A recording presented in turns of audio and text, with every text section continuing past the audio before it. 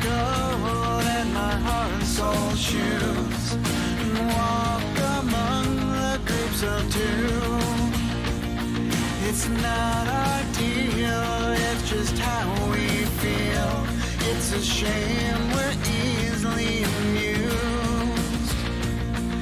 The only cure for this forward motion is to make emotion fly away. The air is cold, but the water's not frozen. I see ripples rolling every day.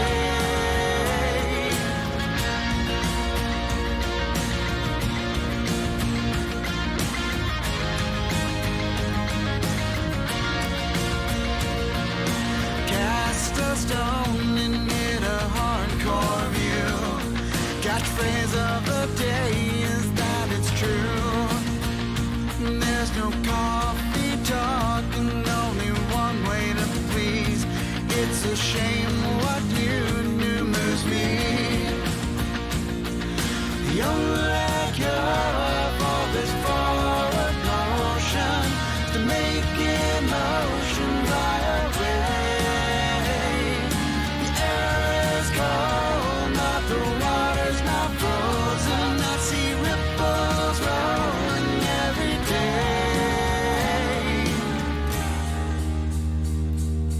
Yeah, I'm not looking for a windswept view. Our change has changed. Nothing's new. Right on new song. That news.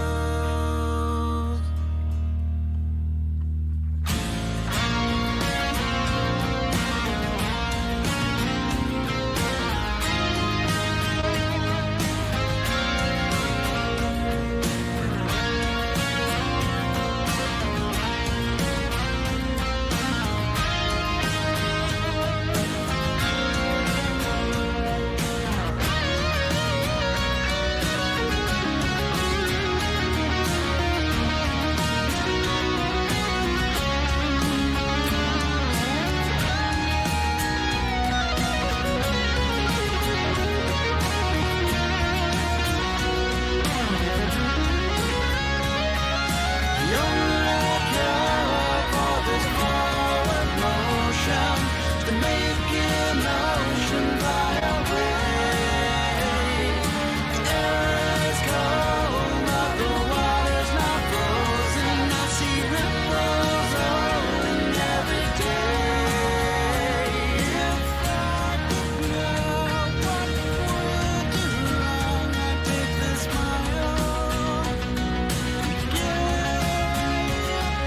The only cure for this forward motion is this smile. The only cure for this forward motion is this smile. The only cure for this forward motion.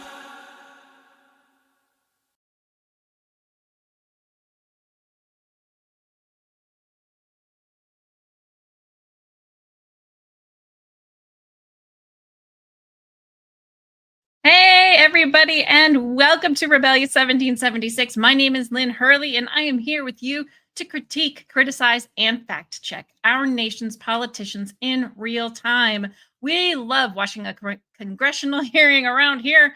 I can say it, or I can watch it, but I obviously can't say it. And if you know someone else who would like to know just what those sneaky little politicians are saying, and more importantly, where they're spending our tax dollars, our hard-earned money, what are they doing with it? So if you know someone who would like to know that, please feel free to share the love and share the show with them. And then sit back, grab yourself a snack and a drink. And if you're joining us live, please join us in the chat, as we always have fun while we're watching our nation's finest in action. And if you like talking all things politics, why not go ahead and hit that subscribe button? It's not going to hurt you. It doesn't bite, I promise. And while you're there, make sure you hit all for your notifications. Oh boy, I should just stop today. I should just stop, and I've just started. You know the drill. The notification bell all shows. You got it. You know how to do it. I trust you. Hey, everybody, how are you? So happy to have you here with me today. Is it where you are? Honestly, it's a little gray and dreary here, but that's okay because I'm with you guys now. So that always makes everything sunny and wonderful. So today we are going to watch a hearing, and it's going to be an interesting one. It's entitled Growing Stakes: The Bioeconomy and the American National Security. And what do you guys think? Are the Chinese using biologically enhanced soldiers? And if they're not, are they close to doing it? Are they using bioweapons of some kind? Well, we're going to watch this hearing and find out. And I don't know about you, but I'm excited to learn and see what is going on there. So let me get this all pulled up. And let me know, as always, how the audio is when I get it started. And I'll be in the chat with you. So join me there. And I'll also be on screen talking every so often because we know I just can't shut up while we're watching one of these things. So, all right, here we go. Let's see, should be coming on in a second. There's Mike Gallagher. I see him. The Select Committee will come to order. I want to thank our witnesses for their patience. We are not in our normal room because State of the Union has kicked us out of our normal room.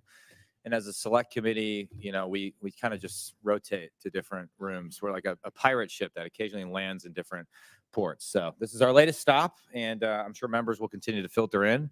We were also originally supposed to do this hearing in Boston. Weather intervened.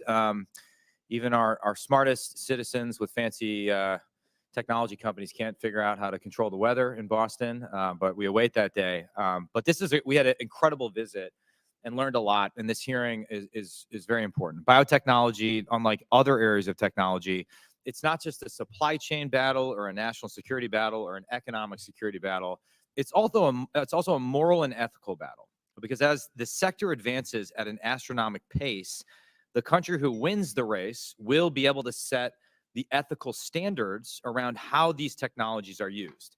We've already seen how China is going to use advanced biotechnology for things like forced DNA collection, genetic surveillance, the genetic enhancement of soldiers for the PLA. Genetically tailored weapons are already a trending topic in PLA military circles. So we, i.e. America and the free world, need to be there first so we can set the rules of the road responsibly. Otherwise, the Chinese Communist Party is going to do it, and we are going to live in a less free, less moral world. So I would submit we need to act quickly. The CCP has made domination in biotech and genetic sciences a $9 billion national priority. It's executing a plan to build a DNA database on every man, woman, and child on the planet. The database includes Americans whose DNA they're collecting with large cyber hacks, corporate acquisitions, and other methods to include the collection of DNA from 8 million pregnant women globally.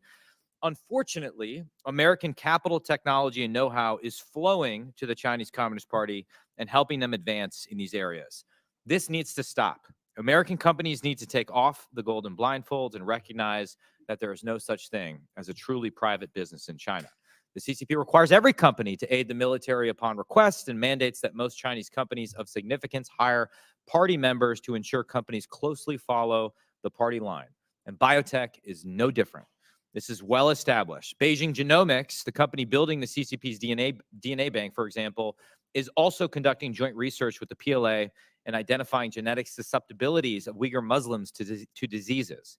The Pentagon has designated it a Chinese military company, and Commerce sanctioned it for involvement in abusive DNA collection and analysis schemes to repress its citizens in Xinjiang. Wuxi Aptech, another supposedly private company, operates one of the genetic testing technology application demonstration centers established in coordination with the PLA. Every bit of value flowing to Chinese biotech or genetic science companies will be used to strengthen the CCP and the PLA. We must assume that, we must operate accordingly, and we must cut off this flow of support. These are the basic principles at stake. American taxpayers and American businesses cannot be complicit in a genocide or other human rights abuses, and we cannot afford to keep funding our own destruction. And with that, I recognize the ranking member for his opening statement. Thank you, Mr. Chair, and thank you all for being here today. This hearing, as you know, was, as the chairman mentioned, was supposed to be in Boston, but I want to just thank Congressman Auchincloss and Moulton for hosting us for just a fascinating day to learn about biotech, and we look forward to more conversations about this issue. There are two sides to biotech. On the one hand, boundless possibilities, and on the other hand, existential risks. Our job is to make sure those possibilities, from curing diseases through new medicines to eradicating hunger through new crops, happens here in America. And that those risks, including the CCP's efforts to use biotech to potentially harm Americans, are addressed. With that in mind, I think it's only fitting to show this side-by-side of Steve Rogers before and after the US military used advanced biotech to turn him into Captain America. In all seriousness, the CCP is conducting human experiments to develop soldiers. I'm not kidding. They're developing experiments to make human soldiers have biologically enhanced capabilities today. By some reports, it's even researching mind-reading software to ensure CCP officials remain loyal to the party. You can't make this stuff up. And the CCP is not content to simply experiment on its own soldiers or read the minds of its own officials. They are collecting large quantities of genetic data from Americans. This is because of companies like BGI Group, which sequence DNA right here in America. This committee has already begun to take action by introducing the Biosecure Act, a bill to ensure foreign adversary biotech companies do not gain access to U.S. taxpayer dollars. Now, however, we need to do even more. First, we need to draw a line in the sand and ensure biotech innovation reflects our values. This means holding bad actors accountable and imposing outbound investment controls on CCP-affiliated biotech firms. The administration just took groundbreaking action on this very issue in its recent executive order, creating data privacy guardrails to stop Americans' genetic information from flowing to foreign countries of concern. The CCP cannot be allowed to impose its values on the very genetic fabric of humankind. Second, we need to invest in innovation and the talent that makes it possible. We must prioritize investment in STEM education and uphold our status as a welcoming haven for immigrants. A great number of students arrive here for education, obtain their green cards, and then consequently or subsequently establish their lives here in America. That is indeed the story of my own father, who came to this country as a student, obtained his green card, and then taught engineering to thousands of students for 40 years at Bradley University in Peoria, Illinois, which is currently represented by Darren LaHood. Well represented. Well represented. Consider the untapped potential for innovation if other promising students who sought to remain in America but were unable to secure green cards were actually allowed to stay. Let us embrace talent wholeheartedly and leverage it to the fullest. Third, let's keep outcompeting the CCP. That means we must not only invest in people, but also work in close collaboration with allies and partners to discover and manufacture biotechnologies. This means investing in research. It means funding basic science, advanced science, and every type of science in between. Let's imagine a world where a blind child's vision can be restored or cancer can be cured. It is possible here in America. After all, remember the mRNA vaccines that saved us during the pandemic? That happened here in America, not in China. Just like we did with mRNA vaccines, let's make it happen here in America. In closing, the competition with the CCP and biotech is make or break. If we win, it will propel our nation light years ahead and improve the lives of countless Americans. But if we lose, we face a bleak future of superhuman soldiers and designer babies. So we must and we will win. Thank you, and I yield back. I thank the ranking member. If any other member wishes to submit a statement for the record without objection, those statements will be added for the record. There being none, we are fortunate to be joined this morning by three experts in the field of biotechnology. We have Dr. Jason Kelly, Dr. Tara O'Toole, and Dr. Charles Clancy. A lot of doctors on this panel. Dr. Kelly is the co-founder and CEO of Ginkgo Bioworks, a synthetic biology company headquartered in Boston, Massachusetts, that the committee visited recently on its trip to Boston. Thank you for your hospitality. Dr. O'Toole was the executive vice president at InQtel and now serves as senior fellow, where her work centers on advances in biotechnology and biological sciences. And Dr. Clancy is a senior vice president at the MITRE Corporation and heads MITRE Labs. Welcome and thank you for being here this morning. If you could please stand and raise your right hand, I'll now swear you in. Do you swear or affirm under penalty of perjury that the testimony you're about to give is true and correct to the best of your knowledge, information, and belief, so help you God? You may be seated. Let the record show that the witnesses have answered in the affirmative. By the way, a lot of people have asked me why we do that, because it doesn't happen on other committees. I don't know. It's old school, and I like it, okay? And we're dealing with important issues, so that's why we do it.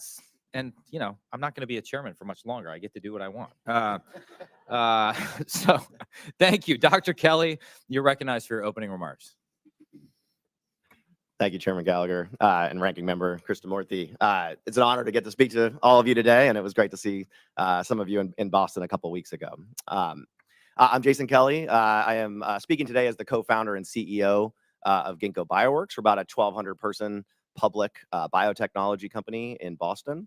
I also sit as the chair of the National Security Commission on Emerging Biotechnology in my personal capacity. I just want to highlight today I'm speaking in my role as CEO, and so it doesn't represent the views of the National Security Commission, what I say today, necessarily.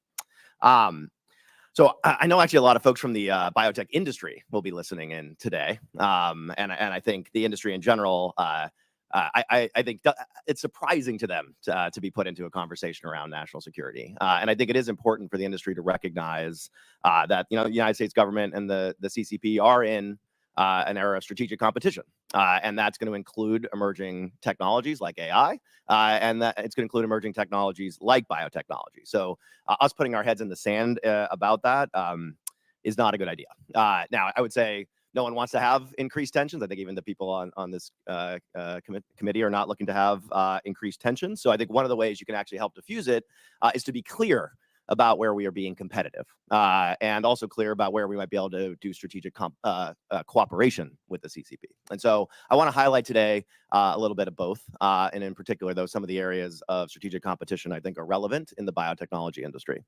The three areas I'll speak to are first, supply chain, second, the application of AI to DNA, and then finally, biosecurity. So supply chain is kind of the easy one. So this involves us having access to critical supplies when we need them, particularly in a conflict or a crisis. I would highlight COVID was a little bit of a test run for this. And you might remember we got a little worried for a minute there about our supplies of, for example, active pharmaceutical ingredients like antibiotics. Now, these are 80-year-old technologies, but boy, you really want one when you need one. And much like semiconductors, the U.S. over the last 50 years has lost the manufacturing base for these critical chemicals, largely manufacturing now done in China and to a lesser extent, India. There's been a lot of discussion around WuXi.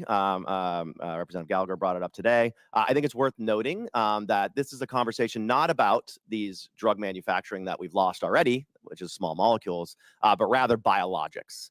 And biologics are drugs that are made with DNA at the bottom. So a cell has been engineered. The original biologic was actually human insulin. We took the human gene for insulin, moved it into bacteria. You grow the bacteria in the tank, and you produce insulin. That's a biologic drug.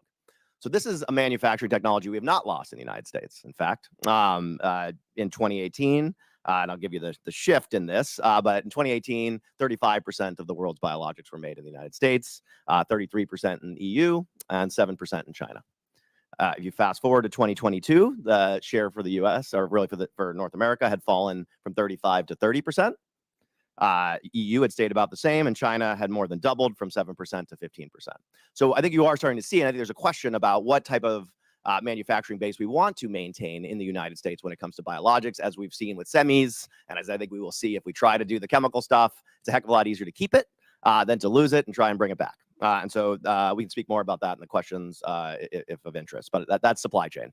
Next up, emerging technology area of AI and biology. I'm going to take a minute and sort of nerd out on this because I think it's worth the committee understanding it. So my key point in AI is I believe the application of AI to DNA, to biotechnology, could be more disruptive than the application of AI to human language, which is mostly what you all have been looking at lately. The reason for that is these neural networks that have been built to speak English were in no way designed for human language.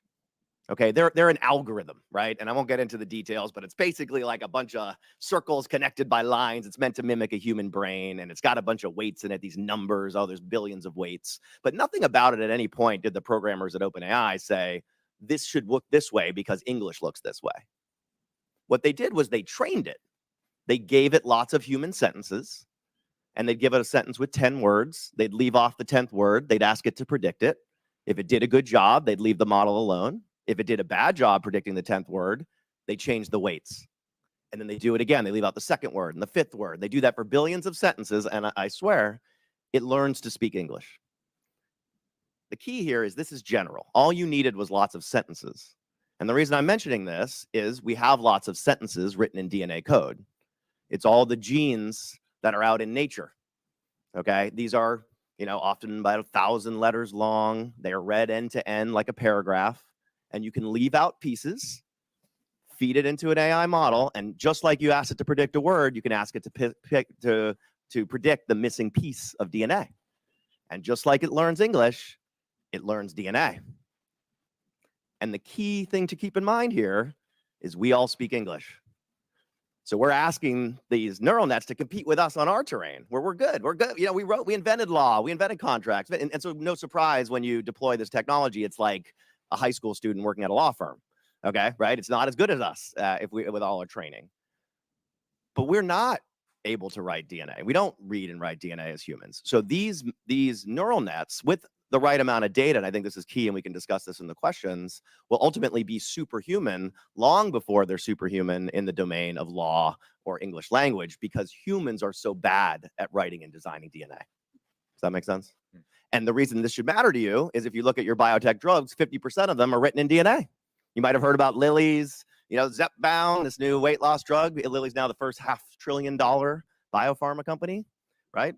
That is 120 letters of DNA long.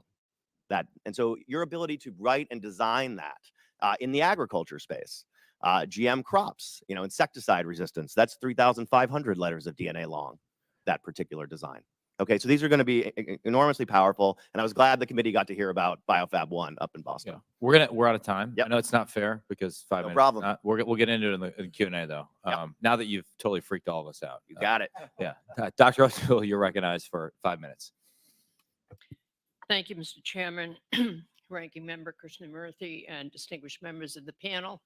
I appreciate the opportunity to come before you today to talk about this important topic. I'm going to make 4 points.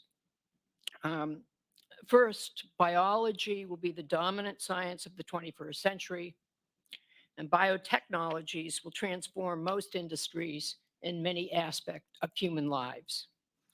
Global economic competitiveness will increasingly depend on a nation's bioeconomy, that is, its ability to develop and use biotechnologies to produce food and energy, improve human health, manufacture essential products, and ensure supply chains.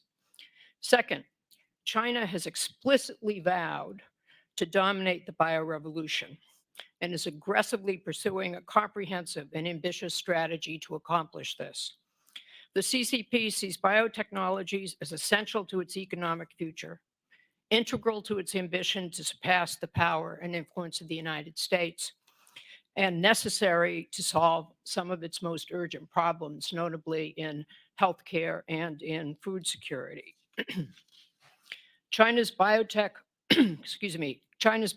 strategy includes using civilian military fusion funding schemes, building extensive infrastructure for biotech R&D, amassing huge biodata collections, and establishing multiple programs to incite scientists from abroad to work in China, as well as growing its own domestic pipeline. China is also making extraordinary progress in building a very innovative and sophisticated pharmaceutical industry. We have seen significant improvements in the quantity and quality of Chinese bioscience and biotech over the past decade. This is not simply the result of China stealing knowledge and technologies developed in the West, which they have certainly done, but is a reflection of the importance the CCP places on excelling in biotechnology. Third, the US bioeconomy is the world's largest, but the US cannot assume that its current competitive position will hold. Not only is China making a credible bid to own the biorevolution, other countries also recognize the value of biotechnologies and are investing accordingly. Moreover, the rapid rate of discovery in the life sciences means that unexpected breakout technologies could suddenly disrupt the competitive landscape, as AI is doing today. To maintain its lead in biotech and to outcompete China, the US should apply to the bioeconomy key lessons from historical support from defense-related technologies. Since World War II, government support for R&D enabled American industry to leverage the intellectual property generated by defense R&D in the physical sciences to achieve global military superiority, and also allowed US industry to dominate related commercial technology. The federal government's investments in an array of translational infrastructure, facilities, programs, and projects were essential to converting physical science insights into operational technologies and usable projects. The United States needs an analogous approach for biotechnology. Such an approach would include more government support for biotech infrastructure within the context of mission-driven collaborations with the private sector. And in my written testimony, I've offered several examples of such infrastructure. Finally, 3 successive presidential administrations have endorsed the importance of building a strong US bioeconomy. And Congress has declared biotechnology to be a sector strategically critical to national security. What is required is a clear vision of what the nation needs to achieve via biotechnologies and how the government and the private sector can work together to maintain US economic competitiveness and protect US power in this age of biology. Thank you. Thank you, Dr. O'Toole. Dr. Clancy, you are recognized for 5 minutes.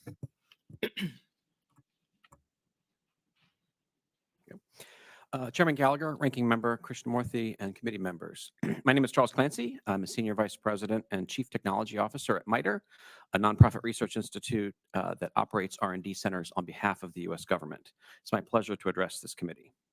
Over the past 10 years, the U.S. has led the world in biotech research, development, commercialization, but has outsourced much of the biomanufacturing and a myriad of related bioservices to places like China.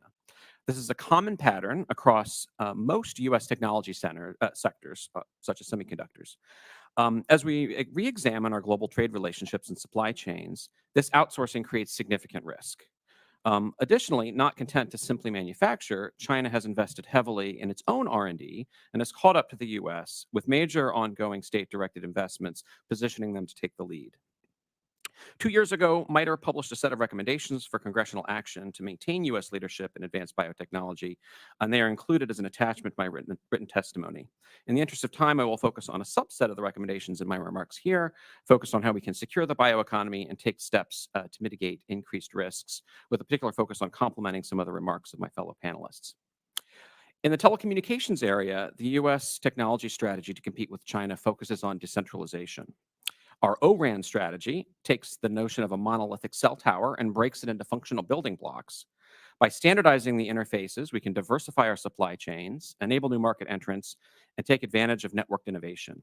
The same approach has applicability across many technology areas, including biology.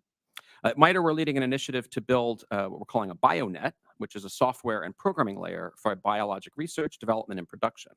With standardized interfaces and data formats, we can interoperate at scale to advance the US bioeconomy and that of our allies. Efforts like this are key to accelerating the pace of US innovation, particularly as we contemplate sanctions that would slow China's pace. While automation and internet working enables entirely new innovation pathways for biology, it amplifies existing and creates new cybersecurity risks. Currently, biology is not represented directly among our established critical infrastructure sectors, and minimally, biomanufacturing should be added as an officially designated critical manufacturing sector. This would provide a federal touch point for the relatively new Bio-ISAC. However, in the biology domain, security risks certainly are broader than just the bioindustrial cybersecurity. A public-private partnership should be launched to provide more operational support to the cyber biosecurity continuum, and this partnership could support a wide range of biosecurity and biosafety activities on behalf of the industry and the US government. As we make investments in R&D to support growing the bioeconomy, a final area of concern is research security. Today, research security varies considerably across universities, startups, and companies, creating considerable risk that China fast follows our R&D by stealing the intellectual property right out from underneath us. At universities, executing restricted research, such as projects subject to CY or ITAR, work is limited to US citizens and permanent residents, and IT systems must adhere to certain cybersecurity standards. However, most research conducted in critical emerging technologies, to include biology, is designated fundamental research and exempted from these requirements. NSPM 33 is in the process of implementation and mandates security for federally funded work in critical and emerging technologies. It has new requirements for reporting information on foreign national participation in research projects. However, it remains unclear how this information will be used at scale beyond simply the deterrent value of reporting. The Department of Justice should establish a clearinghouse to work with funding agencies, universities, and laboratories to perform personnel screening based on these disclosures and help enhance the current visa screening processes. Additionally, NSPM 33 proposes enhanced cybersecurity protections. At a minimum, research organizations receiving federal funding for critical and emerging technologies should be required to implement network-based threat monitoring, zero trust endpoints, data loss detection and prevention tools, and multi-factor authentication. These are consistent with the requirements of NSPM 33, but many are still waiting on the final rules expected later this year to understand the implications for the cost of implementation. Science funding agencies such as NSF could provide capacity building grants to help organizations with upfront implementation costs. Additionally, NSF should move expeditiously to establish the proposed research security ISAC to help provide a focal point for threat intelligence and information sharing. I'll also note that the appropriations that we've seen coming out this year involve 8 to 10% cuts to many of our federal science agencies, and I have a concern that some of the nascent research security efforts won't get off the ground as a result of some of these budget actions. In closing, we're sitting at an inflection point where biology offers huge potential to fundamentally transform society for the better, but we're in a globally competitive environment, and we need to align policies and resources, plug security holes to be successful in the long term. Thank you.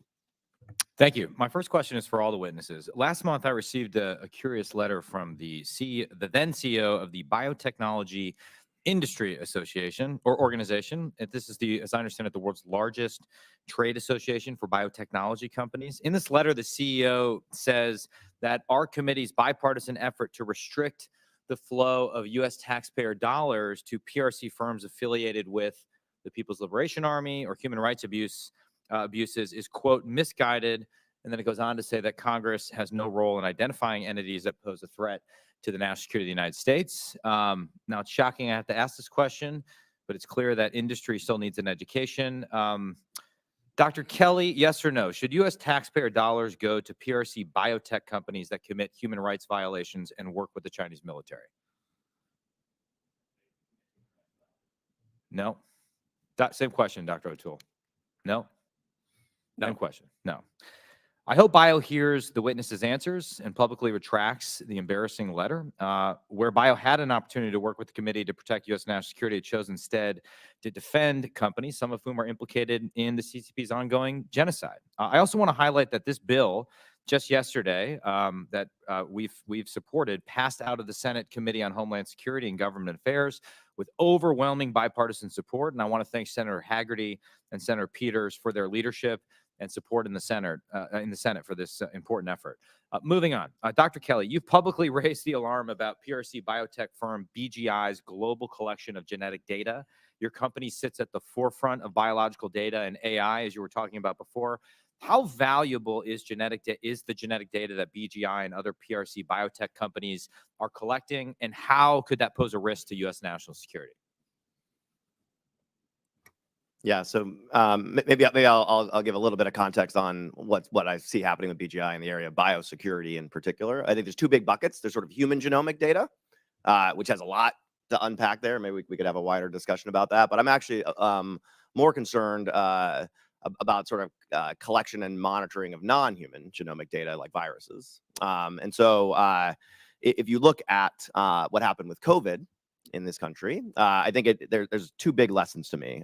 First, the U.S. is significantly exposed to the risk of infectious disease. Right, we had over 1 million deaths. We had over $10 trillion of economic I would think that would be impact worldwide, not just from the U.S. a virus. Okay, so we know we have that risk. That's number one.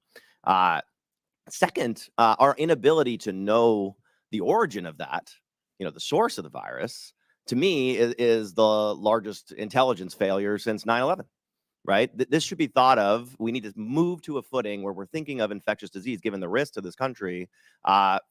It is public health, but it is also national security, and so it needs to be taken more seriously. And I think I see some changes in that area, but I think the U.S. government could do more.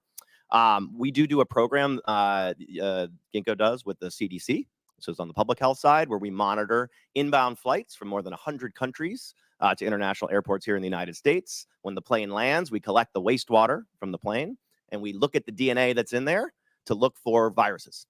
And so we did this actually during the COVID waves, and we caught, for example, BA2, if you remember those sort of different variants. The first 40 days before it showed up in hospitals, we got the sequence at an airport. Okay, just to give you a sense of context, I grew up in Florida, right? We're familiar with hurricanes down in Florida. We know about hurricanes when they're starting to form off the coast of Africa, right? We don't get told about them when they hit the coast of Florida. Our current approach to biosecurity is we find out about it when a lot of people show up sick in a hospital. Okay, that is the hurricane has hit the coast. Okay, and so the idea with biosecurity is to have radar stations here in the U.S., sure, actually importantly internationally.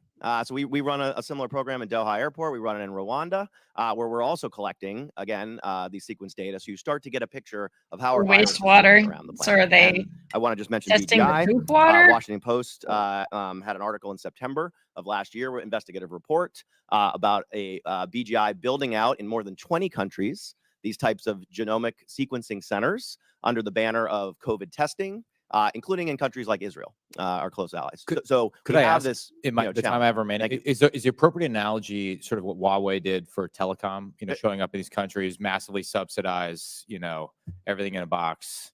Very much Yeah. so. Yeah. Yeah. State paid for facilities. And once they're in, it's hard for us to get in. Yeah. So I do think this is a similar situation. But presumably you have better technology than BGI. I certainly think so. And we're working with Illumina, which is the leading genomics company here in the U.S. in terms of the technological deployment alongside the work we're doing in the airport. Thank you. My time has expired. I recognize the ranking member. Thank you, Mr. Chair. Now I'd like to talk a little bit about brain chips and mind control technology. 2 weeks ago, Elon Musk's company Neuralink said it successfully installed an implant in a person's brain to allow them to, quote, control a phone or computer just by thinking. It would look something like this. This is a picture from Wired Magazine's article about Neuralink. And so, Dr. Kelly, this is a technology that obviously could do some good. It could help paralyzed people, for instance, regain basic functions, right? That's correct. But it turns out Musk isn't the only one researching this particular brain biotech.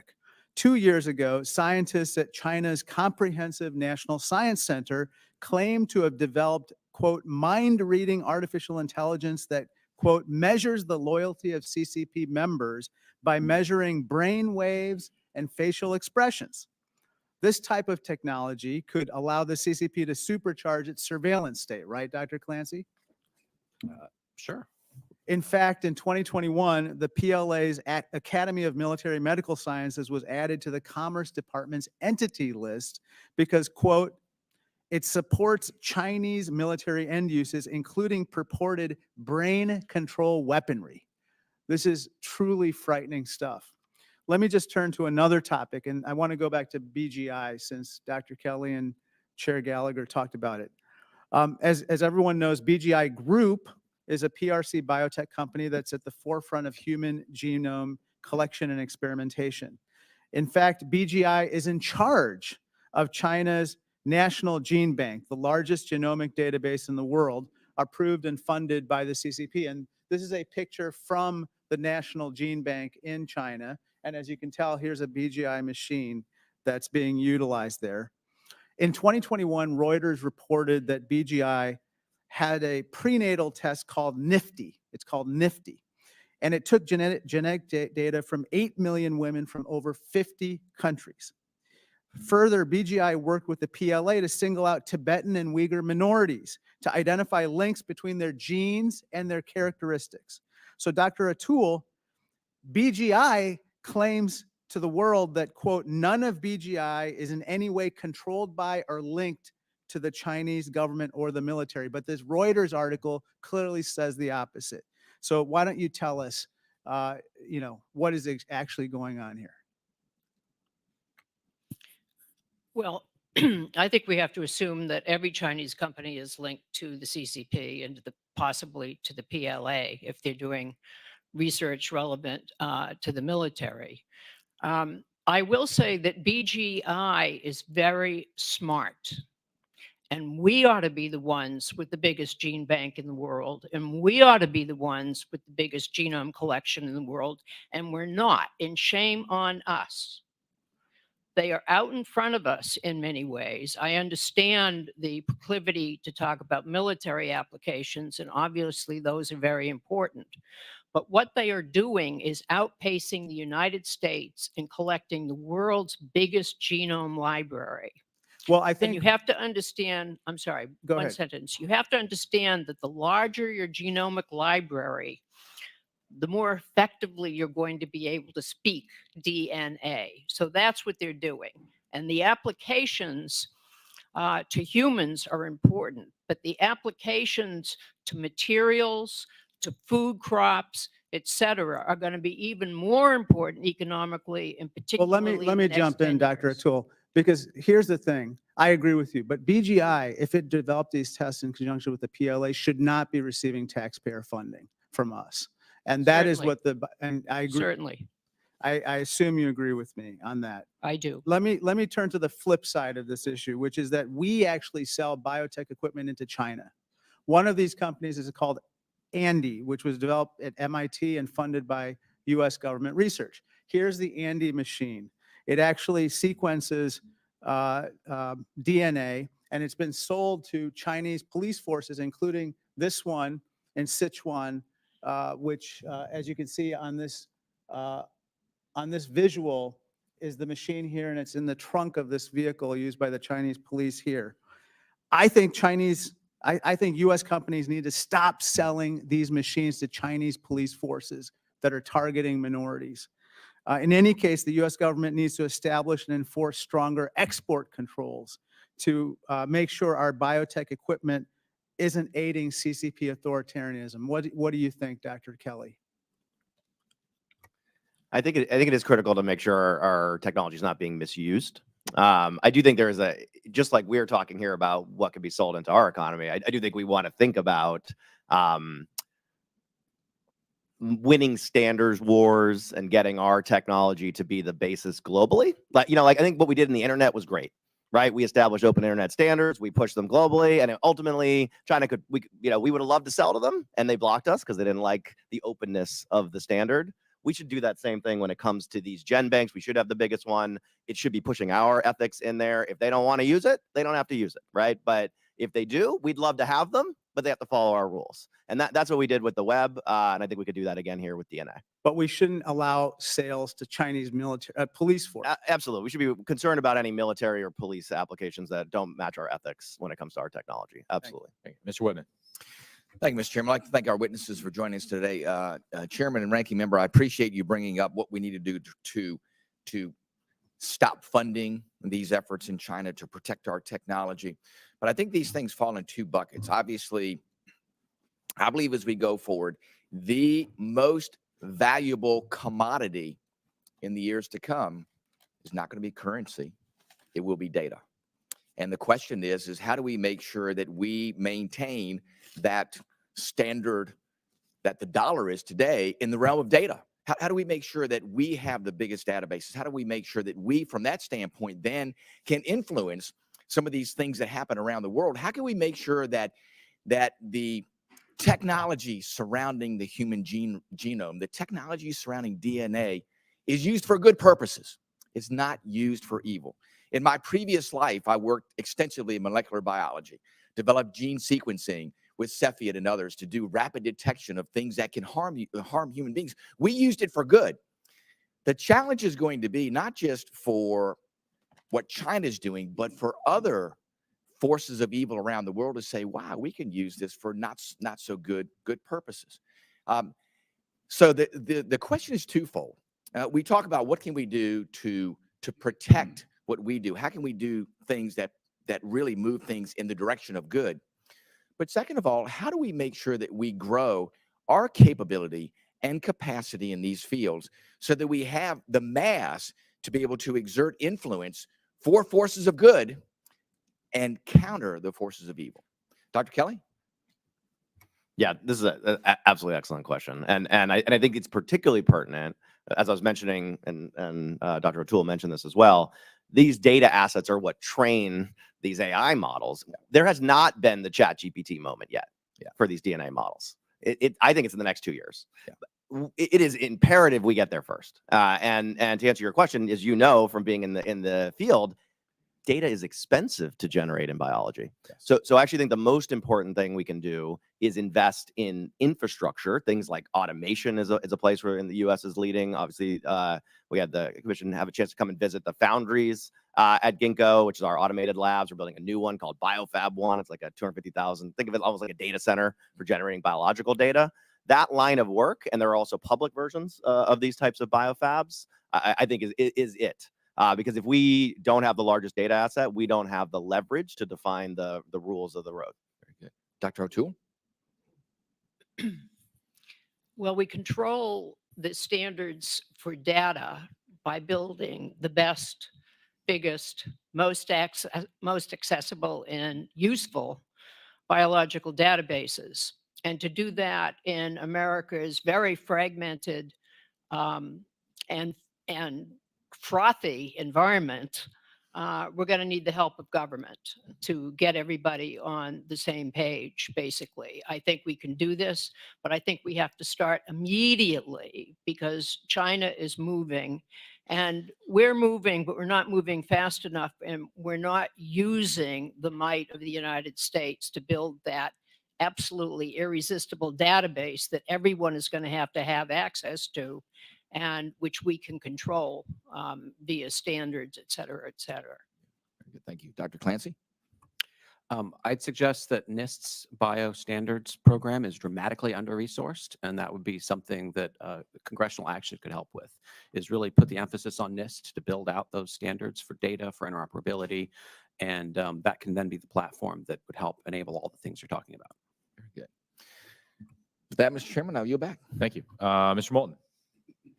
One of my concerns is that this is essentially a winner-take-all situation where if one company gets all the data in the same way that there might be competing search engines, but everyone just by default goes to Google because that seems to be the best. And so you might have good principled reasons to go to a U.S. firm like Ginkgo, but if a Chinese firm is better because they have better data, they're better at designing DNA, then most people in the world are going to go there. Is that correct? Very, very much correct, in my opinion. Dr. Clancy, tell us a little bit more about the various types of data that we need to amass to make sure that we are truly leading the world. Yeah, and I'll reinforce that I think BGI and Wuxi are successful because they offer a superior product in many cases. So we definitely need to step up and be able to compete and replace them with domestic capabilities. In terms of the types of data, I mean, certainly we've talked a lot about. A lot of people think about sort of human DNA when they think about this space, but as some of the other panelists mentioned, you've got a wide range of other types of data. I mean, agriculture is a huge market as well. I mean, that's arguably a bigger opportunity for China, is to really figure out how to supercharge their agriculture industry as well. So those are some other areas that I think would be important to focus on from a data perspective. And as we know, China is leaning into this heavily. And the ranking member mentioned an article from 2021 describing how BGI Group has used its prenatal test to amass the genetic data of millions of pregnant women worldwide. I'd like to enter that into the record. And would also like to enter into the record another Reuters report showing that BGI used a PLA supercomputer to run analyses on the genes of Uyghurs and Tibetans. Without enter that in the record without objection. Tell me, Dr. Kelly, when you think about where this is all headed, you've talked a lot about how to design DNA. Talk about how there might be other national security implications for biomanufacturing. What's the sort of next generation of biotech and how it could be applied to national security? Yeah, and maybe I'll touch on agriculture actually, because I think people often think of biotechnology as largely impacting the states that are building our pharmaceutical industry. But I actually think for our farmland in this country, biotechnology is an enormous opportunity. So if you as a technologist looked at a plant, okay, you plant a seed, you add air, water, and sunlight, and this is the truth. A thing starts self-assembling out of the ground.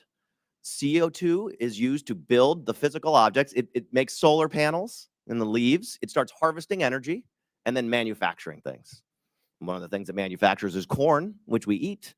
But really, you should think of that as hectares and hectares of manufacturing infrastructure if you could reprogram those plants to make other things. And to answer your question, biology's ability to place atoms in the right place when it's building things is superior to Taiwan Semiconductor. So in terms of what could this manufacture, the most advanced things that drive a lot of our strategy here, like if you look at what is powerful in the world, it's often the smallest things, the things that we can truly design precisely. I think biology is the manufacturing technology of the next 50 years, but we need to build out these tools of design. So biotech could be manufacturing semiconductors. If you look out 50 years, absolutely. Yeah. It places atoms in 3 dimensions, atomically precise. We don't really do that well right now with lithography, right? So I think that's the direction you should be thinking. You should think of it like atomic scale manufacturing, because that's what it is. Dr. O'Toole, why should Americans care about this? What should we recognize about how it does or can affect our lives? We've been talking about the dark side of biology today. Oh, really?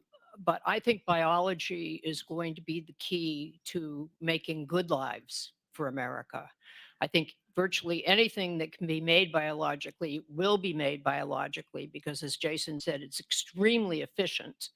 And as far as we can tell so far, biomanufacturing of virtually anything is a lot greener than any alternative processes. And it's going to be much more energy efficient.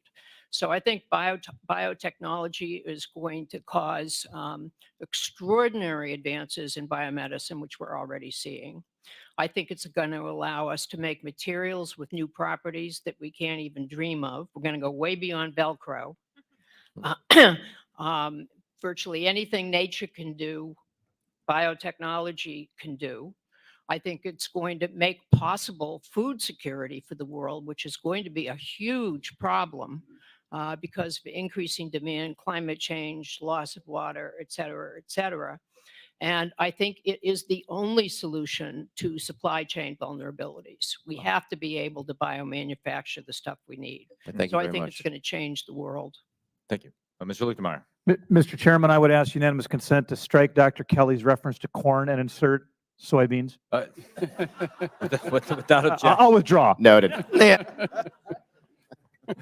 We've gone overboard on the bipartisanship of this committee. Mr. Luke Demar. Thank you, Mr. Chairman, and welcome to our guests this morning. Interesting, we have a Clancy, an O'Toole, and a Kelly here this morning, which are very strong Irish names. My wife's half Irish, so I kind of note those kind of things. But welcome. I take a little bit different tact on some of the questions here because it's a fascinating discussion, but I also want to go into how dependent are we with our biotechnology research with our universities and educational facilities? Dr. Clancy, you want to answer that? Yeah, I think our universities are extremely active in driving the innovation ecosystem that we have today in biology. So that begs the question then, how involved are the Chinese with those universities? Because we see them donating to universities through direct salaries to professors, which means they're on the take, as far as I'm concerned. Endowments to these universities. How concerned should we be about that? Very concerned. I think the administration's recognized that, right? NSPM 33, which is sort of came out at the tail end of the Trump administration, is focused on fundamentally changing the equation there with new reporting requirements, fundamentally barring people that are part of these 1,000 Talent programs from being able to participate in certain types of research. We've created a set of policies that will give us the sensors we need.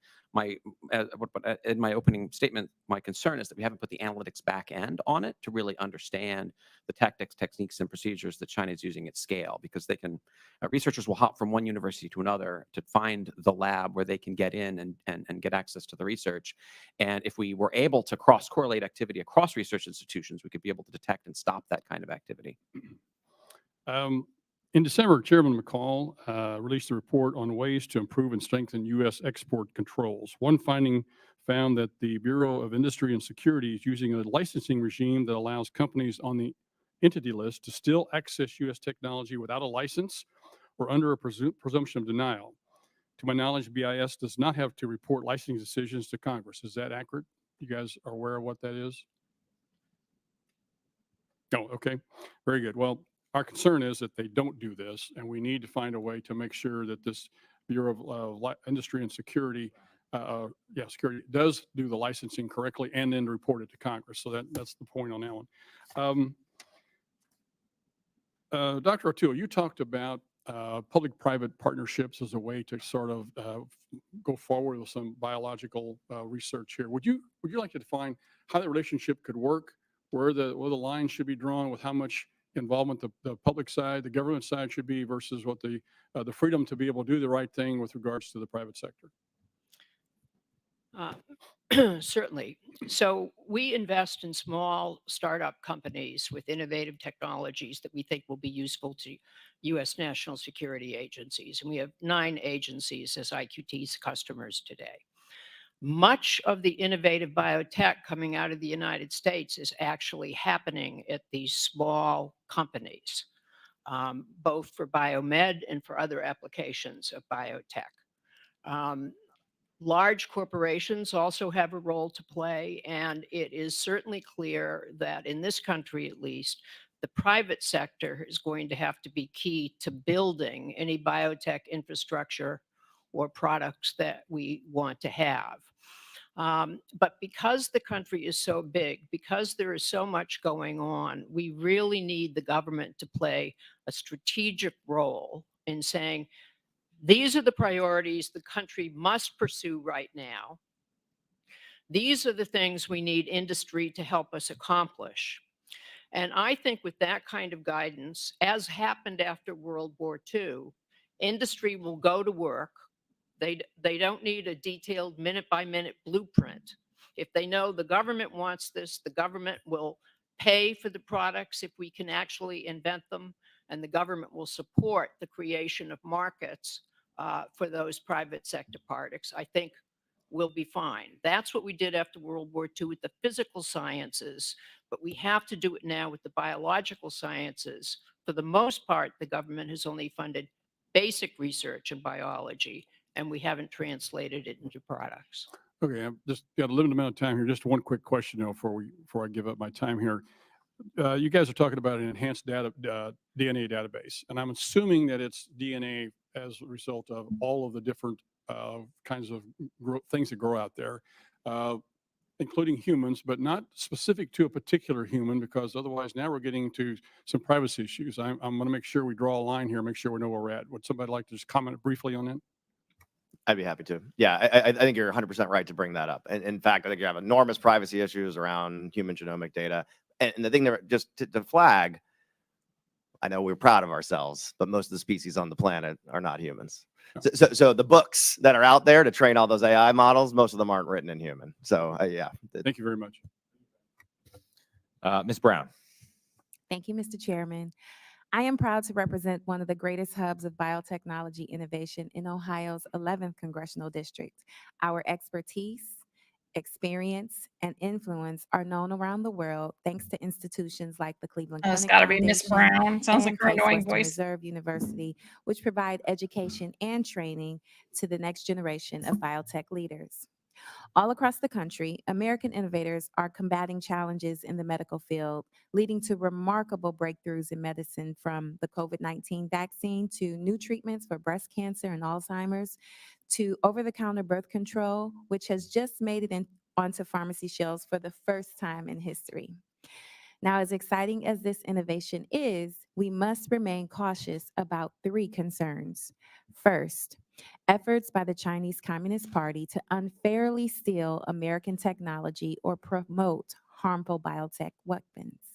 Second, the COVID-19 pandemic exposed shortcomings in our global supply chains, which is why I introduced the bipartisan Critical Supply Chains Commission Act to examine and identify gaps in our supply chain and reduce our reliance on any outside nation to provide the critical materials we need. And third, the rising use of artificial intelligence poses great risk with its advanced and widespread abilities, which we must make sure does not get out of hand. So, Dr. Kelly, can you speak to how AI is changing the field of biotechnology and what impact it has on competition between the US and the CCP? Yeah, absolutely. So I think you're right to highlight this. I think it's the most important thing coming up that I believe could be truly disruptive in this area.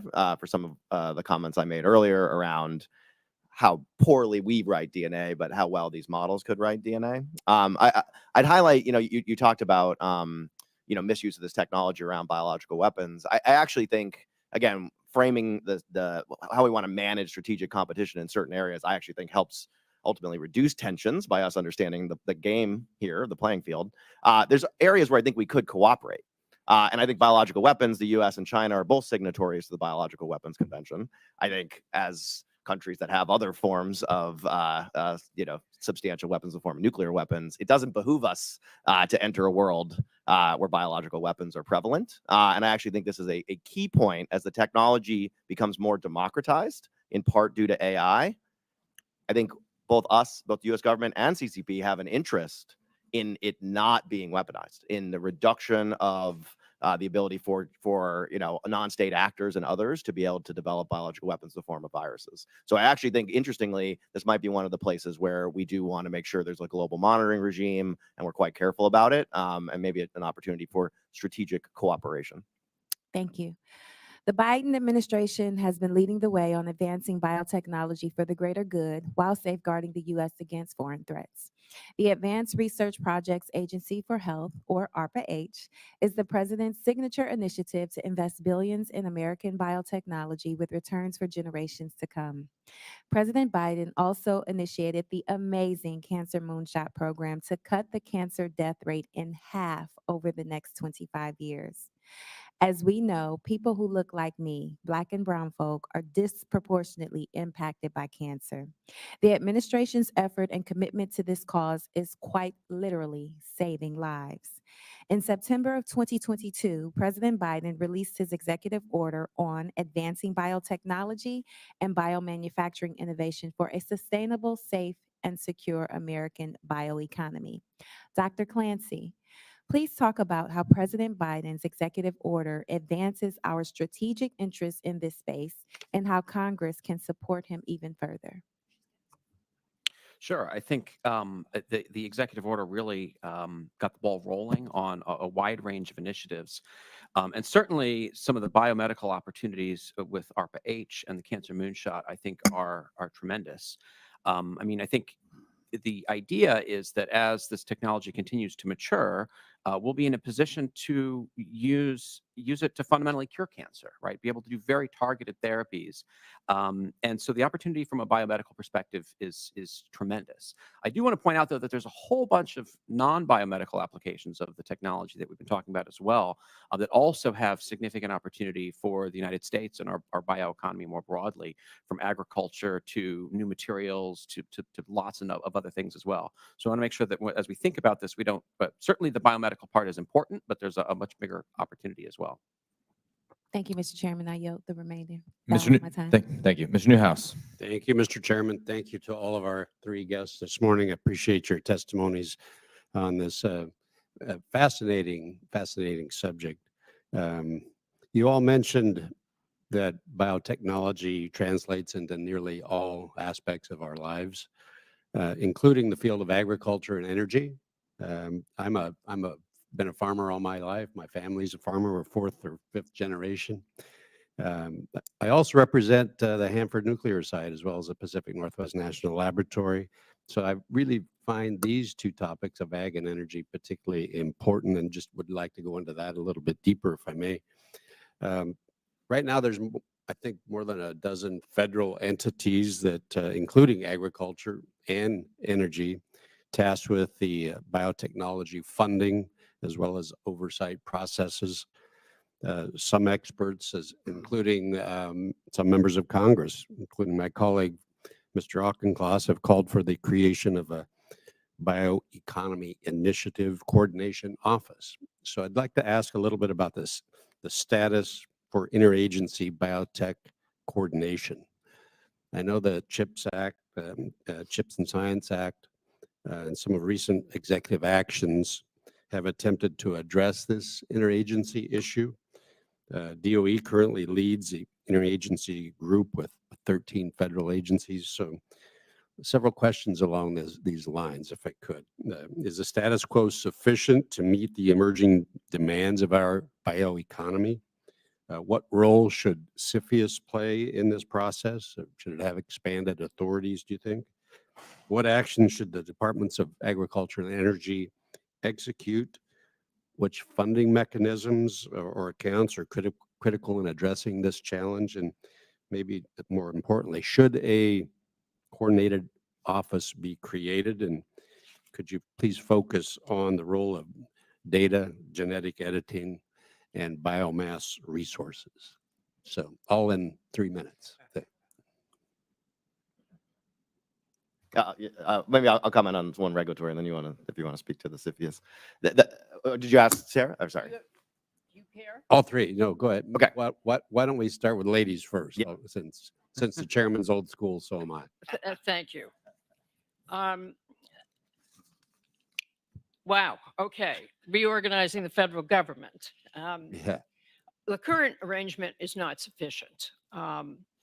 There are some real strengths in the current organization, particularly in the Department of Energy and its long-term focus on bioenergy and biomanufacturing. And I am a veteran of newly created organizations, specifically DHS and back in the day, DOE, and I would try to avoid creating new organizations if at all possible. So I would leave DOE intact.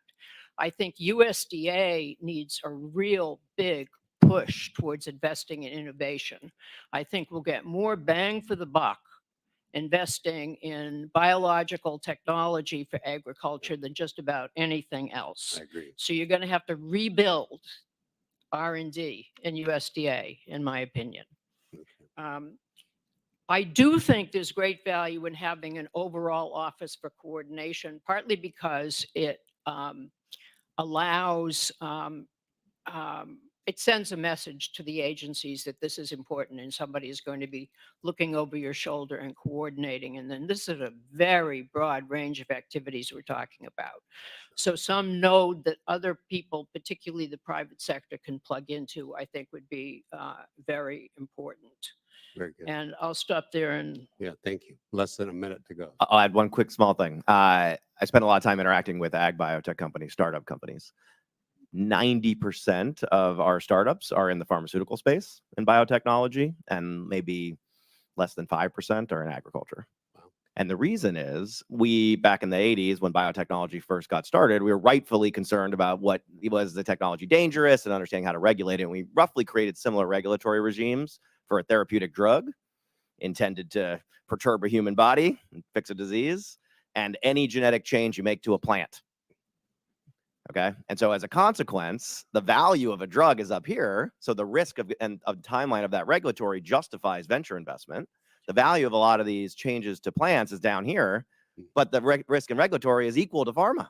So it gets no funding, which is why we have no startup ecosystem around our cropland and our great ag research universities that are producing just as much great research as you're seeing out of medical research institutes, but the regulatory needs to be updated. It is tied to a 1980s view of biotechnology, and there has not really been, in my view, substantial incidents like there has been in pharma that would justify why you have that level of scrutiny.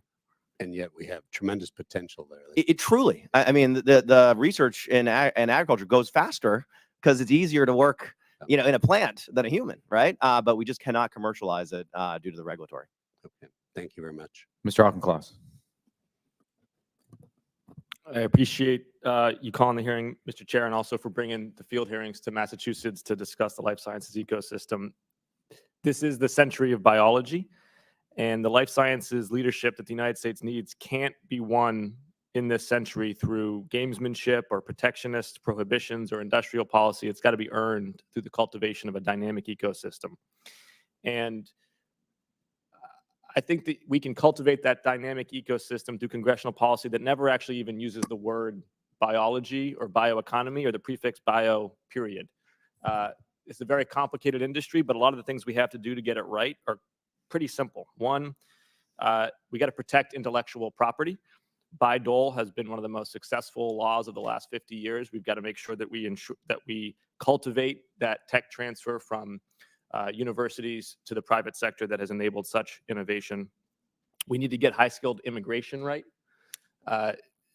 In my home state of Massachusetts, when I look at some of the most successful biotechs across pharmaceuticals, agriculture, et cetera, energy, so often it's Loads an of immigrant labs. at the helm who had the vision, who executed, who's created jobs, discovered cures, and adjusting Schedule A in the Labor Department would be a good first step that I think could get bipartisan support, even in the heated politics of immigration.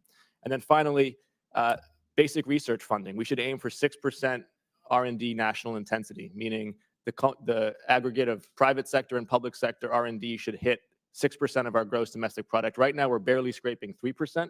After World War II, it was closer to 6%. If we look at our peers, Korea, Israel in particular, they're steamrolling us. They're 5, 6, 7% of their GDP is going to R&D, and we are way back in the dust. And that's something that we can do, again, on a bipartisan basis. Department of Energy, National Institutes of Health, National Science Foundation, these are bipartisan agencies that have strong support across the aisle, and we should be funding them much more generously. Let me now speak to some specifics.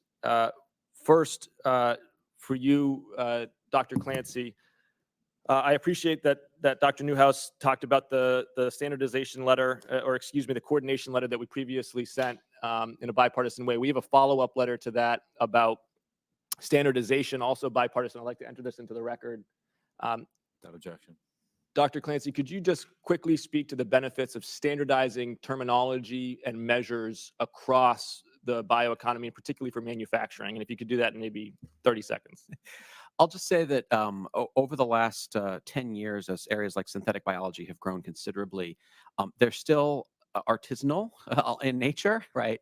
And the more we can standardize the vocabulary, the data formats, the more we can move it from being this artisanal thing that only a few people know how to do to something that we can do at scale. So it's not like a pinch of salt. It's like we need some teaspoons and tablespoons. Exactly. Got it.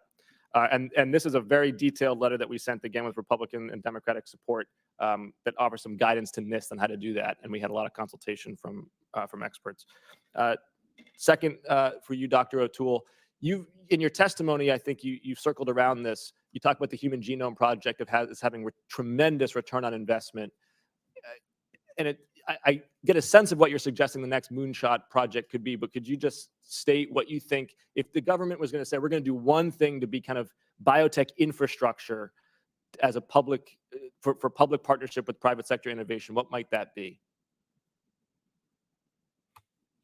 Well, I'll cheat and give you three things. We have to improve biomanufacturing. We have to get in the game. We're not there yet.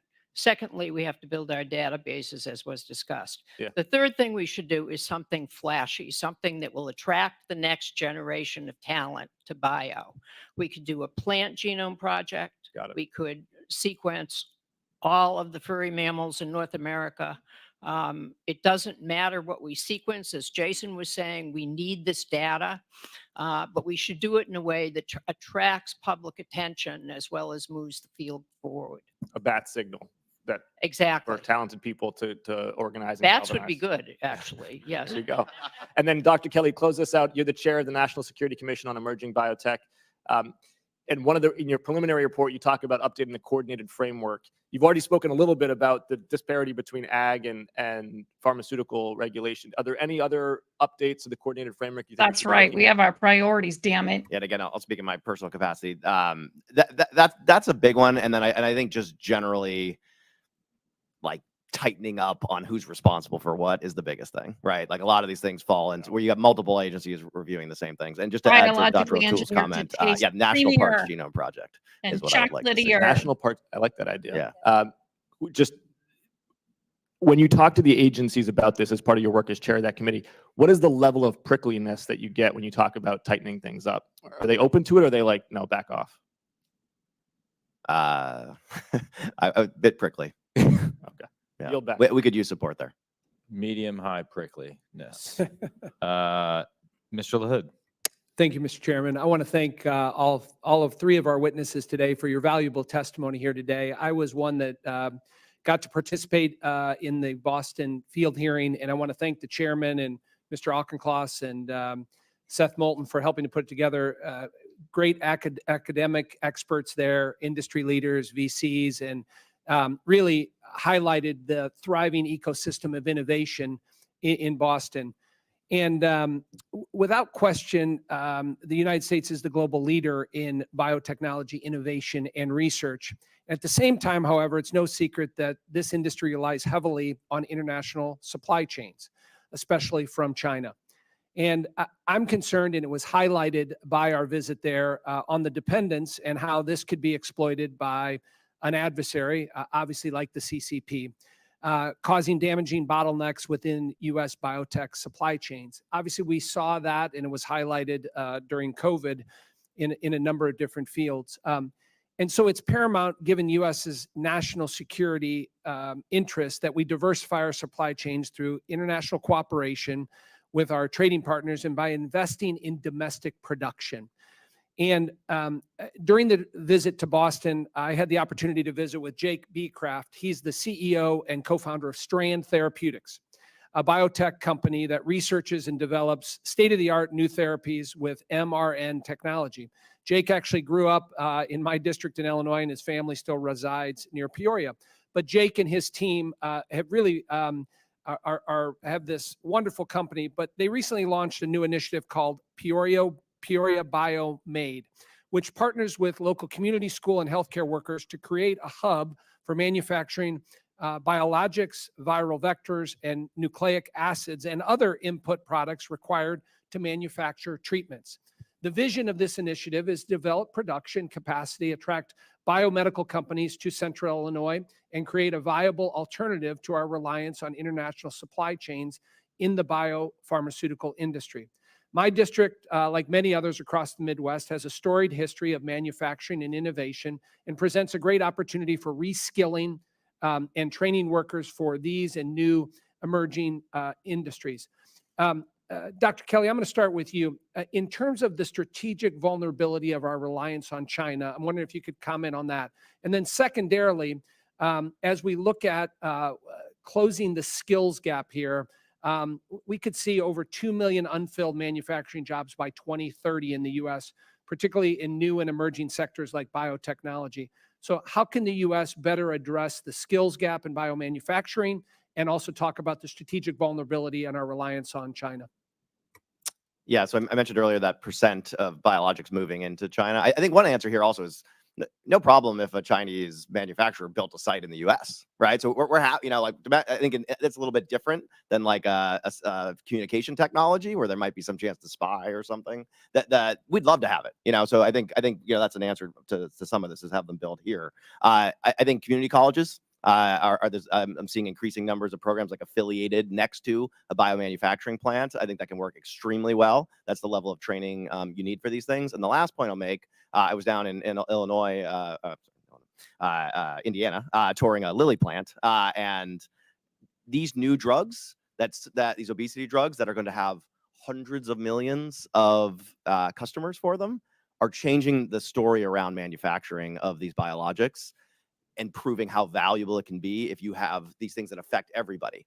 You know, make muscle tone last longer, longevity, all these. If we want to access those truly like major health changes in wellness, we will need manufacturing at 100 or 1,000 times our current scale. So it's an enormous opportunity for all of these areas in terms of build out.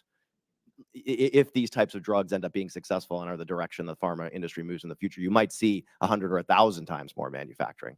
Excellent. I may just ask the other two to comment on how do we diversify away from China in this field, particularly on manufacturing, if you want to comment.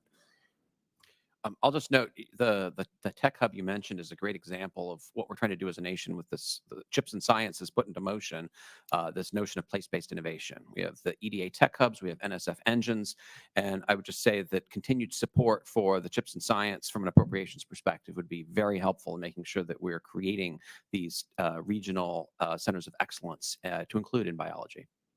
Dr. O'Toole, anything to add? I would only add that we have to pay attention to getting young people excited about these opportunities. In my experience, they don't know about them. They don't see science as a route forward for them because they're not going to go get a PhD. And we need to think seriously about how we recruit and then train young people for this new dawn that is happening. Thank you. I yield back. Ms. Cheryl. Thank you. I'd like to point out how incredibly important this is to me because I am a member of Congress from New Jersey. And as we speak, Bruce Springsteen tickets are on sale. But I am here. I am here. So it's wonderful to have all of you here today, and I really appreciate your time. Dr. Kelly, you discussed how generative AI could transform the bioeconomy and significantly accelerate our pace of biotech and pharma R&D. It's an incredible opportunity for the American economy and one for my home state of New Jersey, which generates about 20% of its GDP from biopharmaceutical and medical technology companies.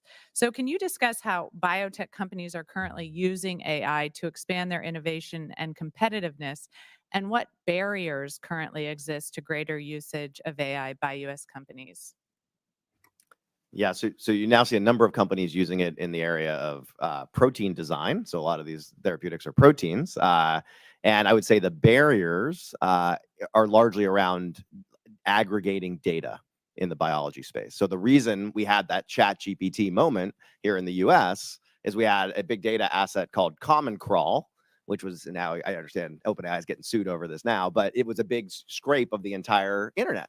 And the reason we have the image models is we had something called ImageNet, which was an open, available training set of images and what was in the image. Well, there's been some early success in protein design for AI because the government has a database called the Protein Data Bank, which has all the structures, the shapes of all these proteins. And so that means if you know the gene and you know the shape, you can build a model that predicts the shape. We don't have many other PDBs. And so I think there's a coordinating role the government can play to pull data. Let's take safety data. Why don't all the biopharma companies share all the safety data they've had on failed drugs so that we put that into a big pool data set and we start to have AI models that could also predict the safety in advance of a clinical trial by having that data? That is not a data asset today. It's all siloed in these companies. So there's a sense that because of their lack of some of the privacy concerns we have here, that the Chinese Communist Party has access to quite a bit more data, as you're talking about. To what extent is the CCP prioritizing the development of generative AI for its bioeconomy?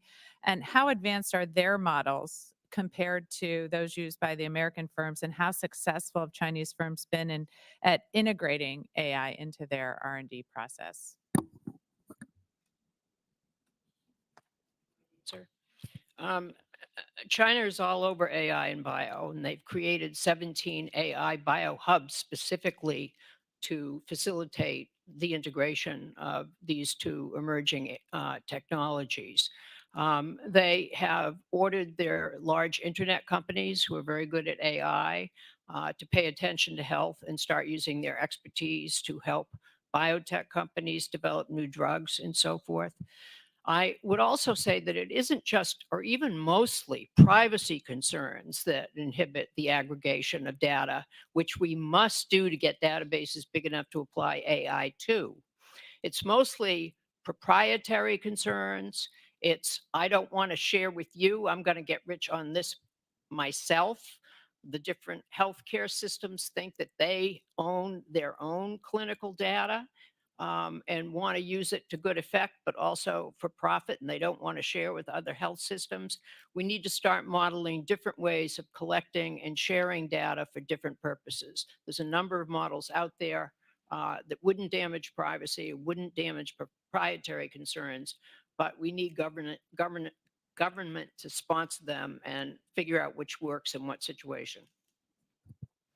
And with our concerns about the theft of IP from the Chinese Communist Party, and yet our desire to come together throughout the world to bring this information together to create better outcomes for humanity, how are we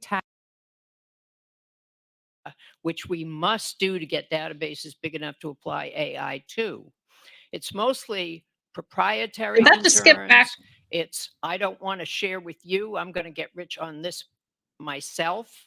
The different healthcare systems think that they own their own clinical data and want to use it to good effect, but also for profit, and they don't That's want to weird. share with other health It's the systems. We need to Chinese. start modeling different ways of collecting and Probably the sharing shitty data weather. for different purposes. There's a number of models out there that wouldn't damage privacy, wouldn't damage proprietary concerns, but we need government to sponsor them and figure out which works in what situation.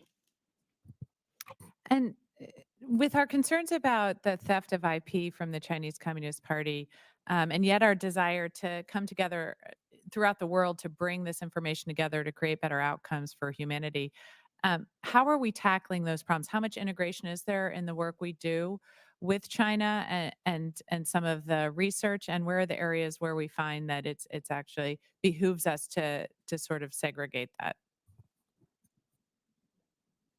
I was, you know what? We'll go to Did Dr. she? I Clancy. missed We haven't it. heard from you.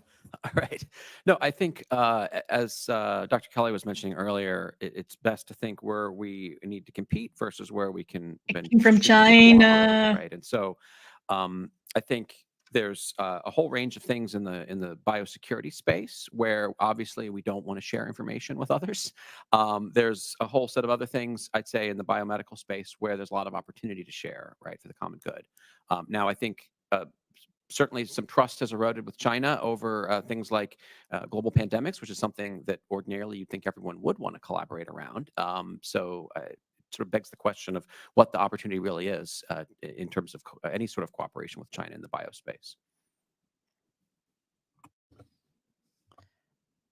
So, yeah, that's kind of depressing. So do we have any sense of the way forward for any sort of work with China, or is it just really a bridge too far at this point, or in the moment? No, I think there's a way forward. BGI was founded out of a desire of some graduate students, Chinese graduate students in America, to participate in the Human Genome Project. So I think collaborative endeavors like that are a possibility. And I think the research community, which is very used to collaborating internationally, might be a place to start. There's also evidence from COVID that even pharma can cooperate on sharing pre-competitive data. So I think there are opportunities out there. Tilly's time has expired. Thank Ms. you. Hinson. Yield back. Thank you, Mr. Chair. Good morning.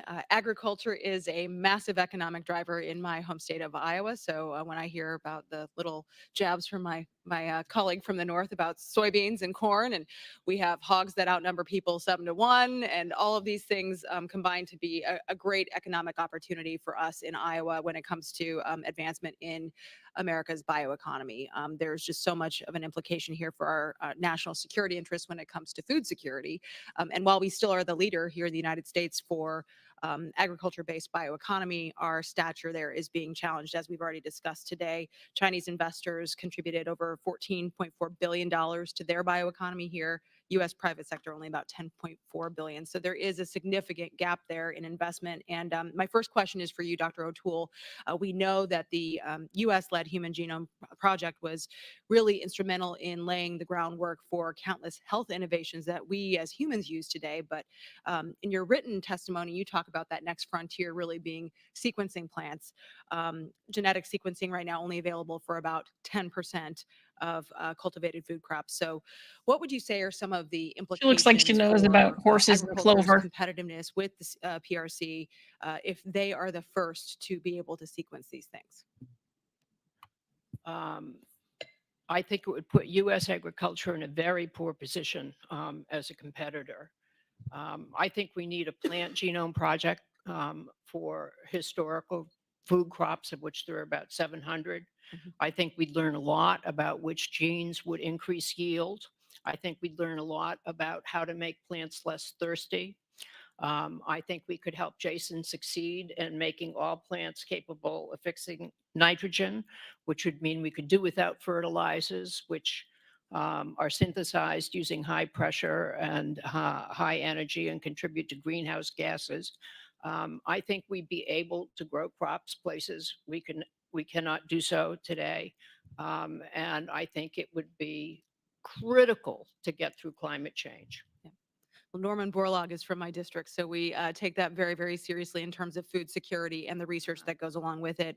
We actually hosted a roundtable discussion in my district with the chairman and ranking member to talk about the innovation that's happened in seed technology and why that is a vulnerability. The Chinese want to steal it, right? Because they know we are making those leaps in terms of drought-resistant, hardier, pest-resistant crops and that technology, and we've invested billions of dollars, obviously, as an industry. So Dr. Kelly, you touched on this actually a couple minutes ago, but in terms of the plant research and some of the regulatory barriers that exist there, we know it takes years and billions of dollars of investment.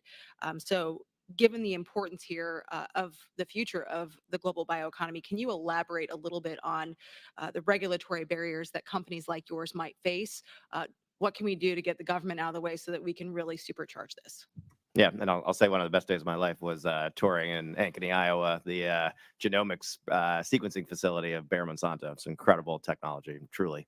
Yeah, I think one of the big challenges is Dr. O'Toole mentioned a project that we're working on with Bayer to engineer microbes to produce fertilizer for crops. Right.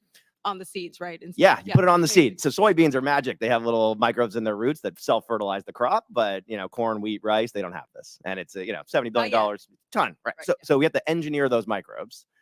Well, the old regulations around transferring microbes across state lines that are engineered are each microbe you send is a separate regulatory process. Well, that made sense back in the 80s when it was very difficult to make a change to a microbe. Now we make tens or hundreds of thousands of designs weekly, right? And so you've been a real leader in helping to update that. I actually want to say thank you for that. And so I'm hopeful we'll see motion in that area. Yeah, so we need to move forward with that and rapidly to keep up with you, right? That's what we've got to do. Yeah, with U.S. companies. And then my last question, and I think anyone can answer this, but we're very concerned, obviously, about the exploitation of this data. And we know that they're not hypothetical with what the PRC is doing with weaponizing these things. So what would you say are the risks of them exploiting, whether it's plant genomics or human genomics? What are the risks really with the PRC exploiting that and weaponizing it against the United States? I think specific to plants, I'd say the CCP's biggest goal is to just satisfy their own food security needs, more so than trying to weaponize it against the U.S. So I would be more concerned about them exploiting the data to create their own line of crops that are better, faster, cheaper than ours and outcompeting us in the global agricultural market. putting Iowa farmers out of business. Then not a good thing. Thank you so much. Appreciate it. Yield back. We very much enjoyed that trip to Iowa. The rumors are true. There's a lot of cornfields there.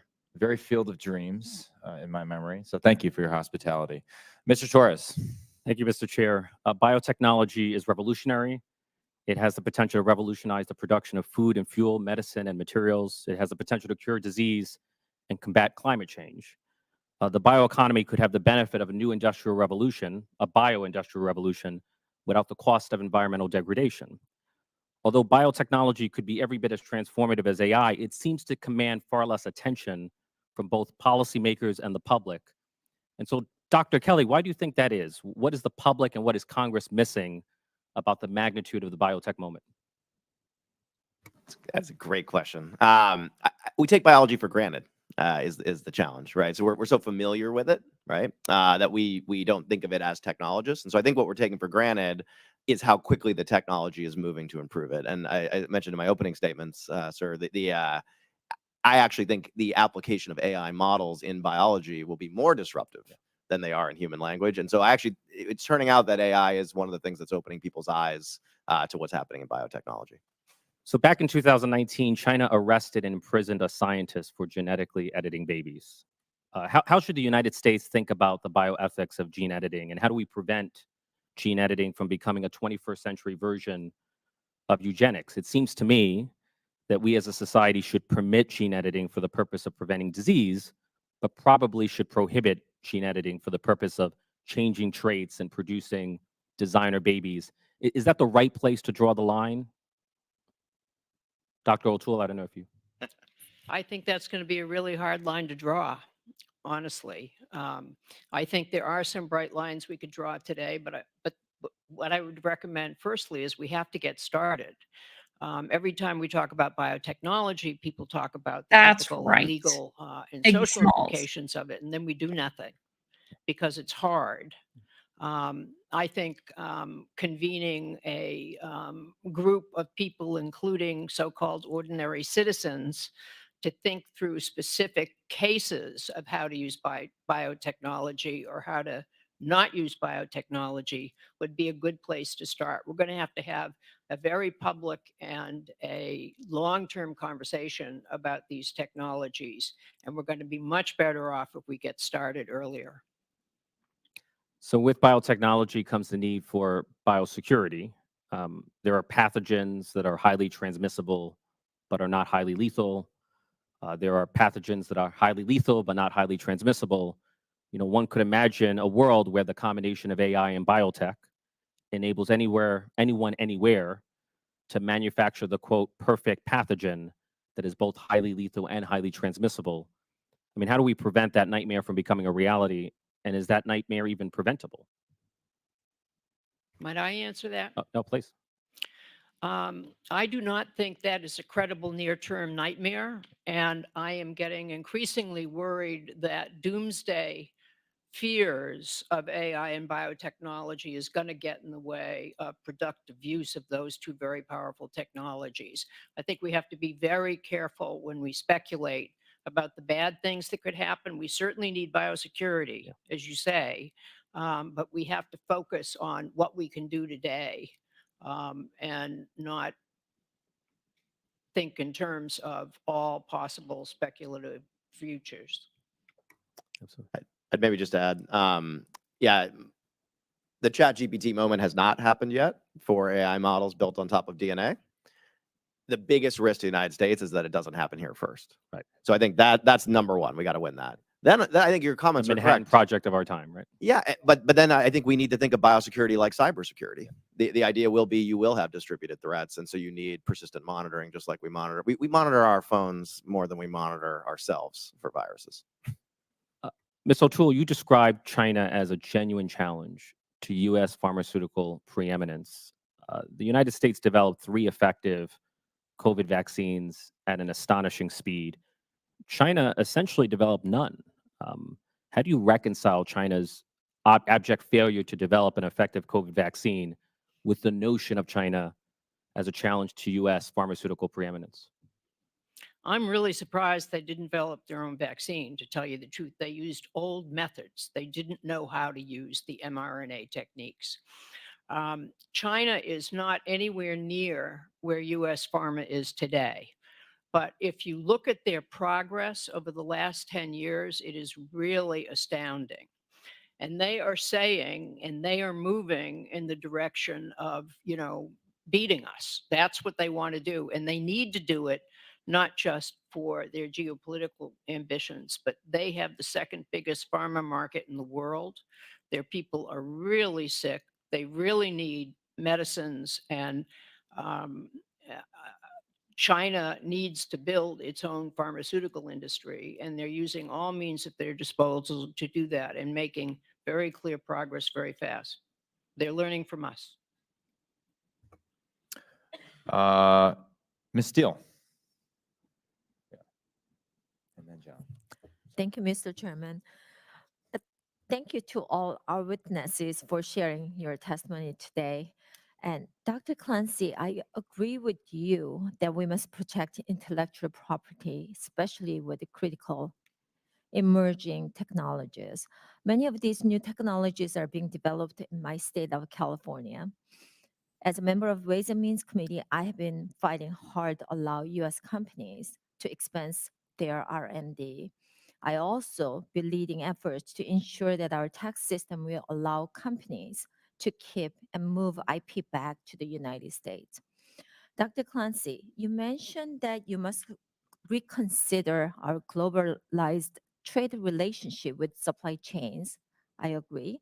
This committee's recent economic report included my bill, the Medical Supply Chain Resilience Act, which would allow the U.S. to secure our medical supply chains and reduce our reliance on the CCP by empowering the USTR to negotiate trade agreements for medical goods and services between the United States and the key allies. Do you believe bipartisan approaches like this can help protect biomanufacturing and allow these industries to grow in the United States as we move to reshape our trade relationships? Most certainly. And I think one of the most important parts of that is working with our allies.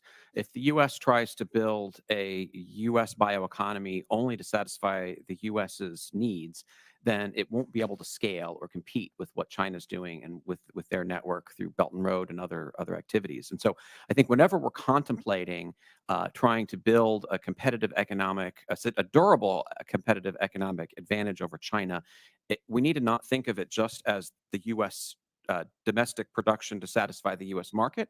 It has to be how do we take advantage of allied European production, and how do we become not only the domestic production for the U.S. but also for the rest of the world. I think we see that in semiconductors. We see that certainly in biotech, and so it's a common formula that really we need to make sure that we're engaged with our allies and partners globally.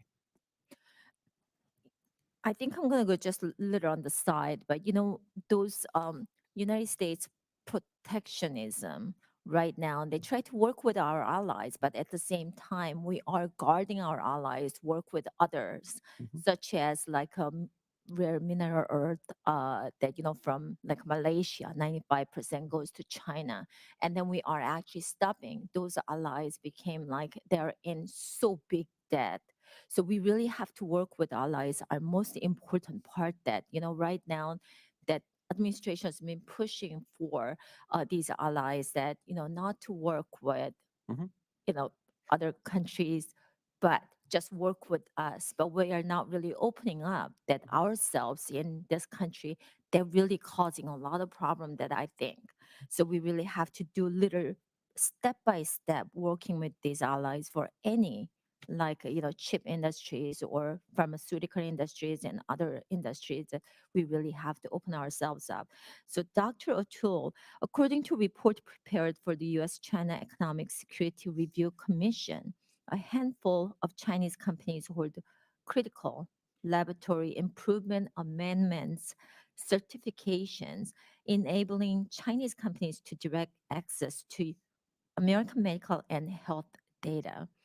That being the case, what questions can we ask CMS as an agency agency in charge of issuing CLIA certificates and enforcing regulatory compliance to ensure it does not greenlight bad actors to access sensitive data.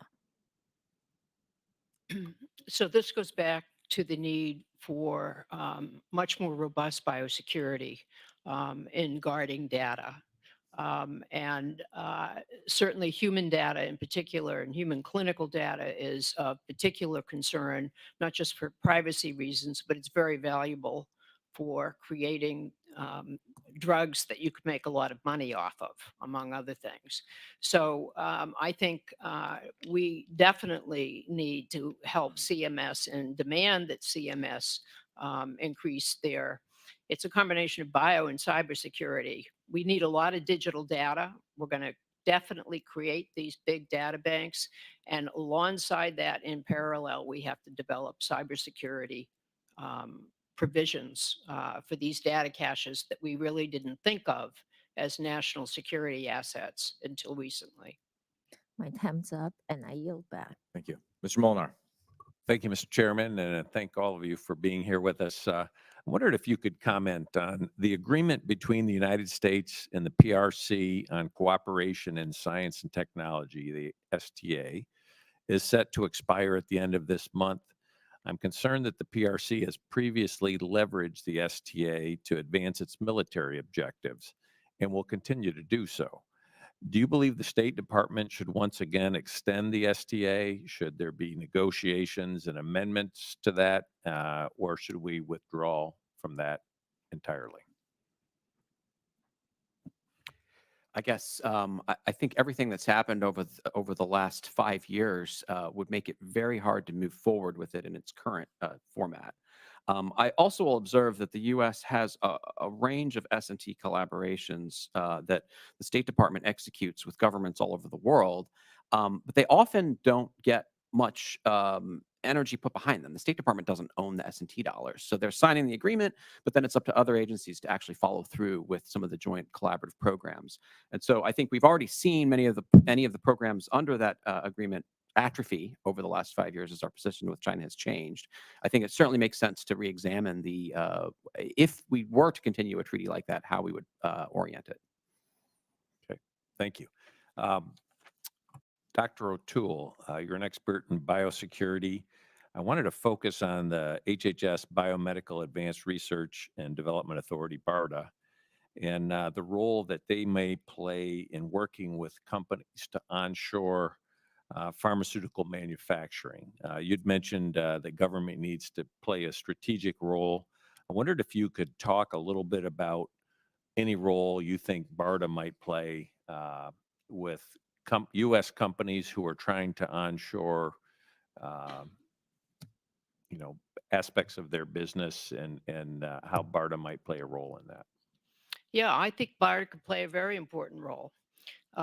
They are fluent in biotechnologies for biomedical purposes. They have a very good notion of what's key to our supply chain needs. They are well known by the biotech community, and they have access to innovative companies in the U.S. ecosystem. So they would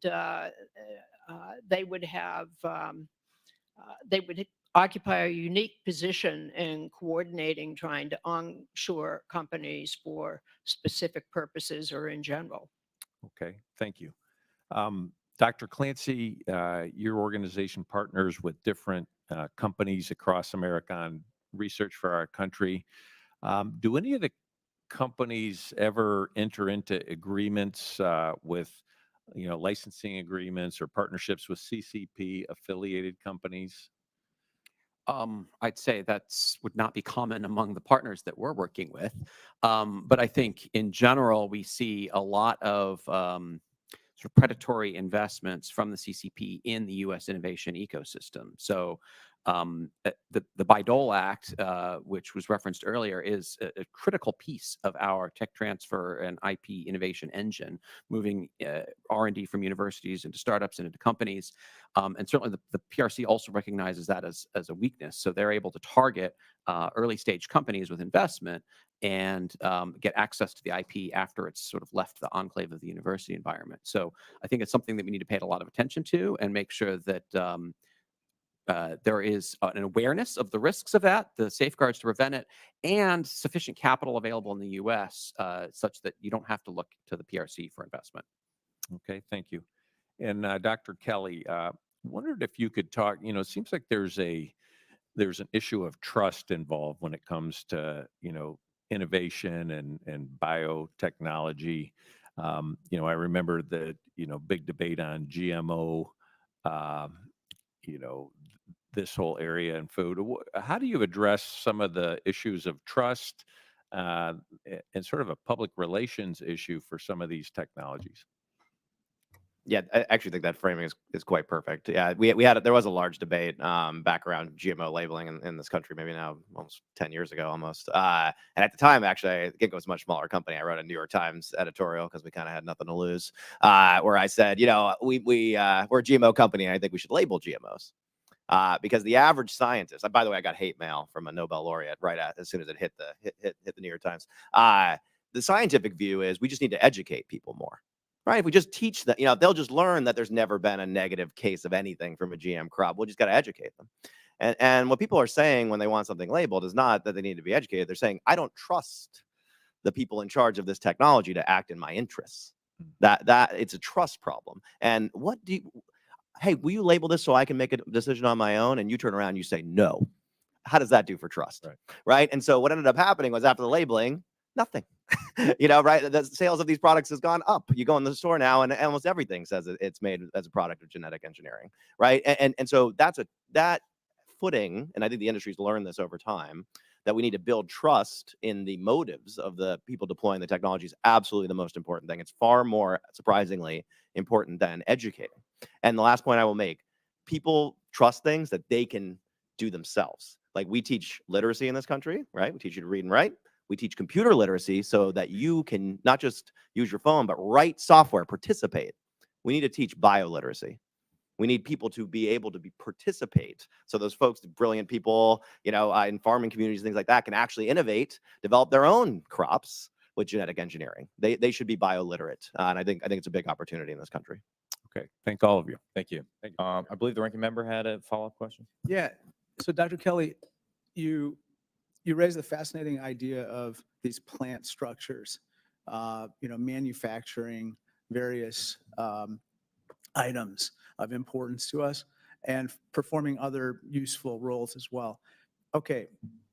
What is the research right now with regard to plant structures absorbing more carbon from the atmosphere than they are currently, and the role of plants with regard to fighting climate change? Can we engineer that at this point?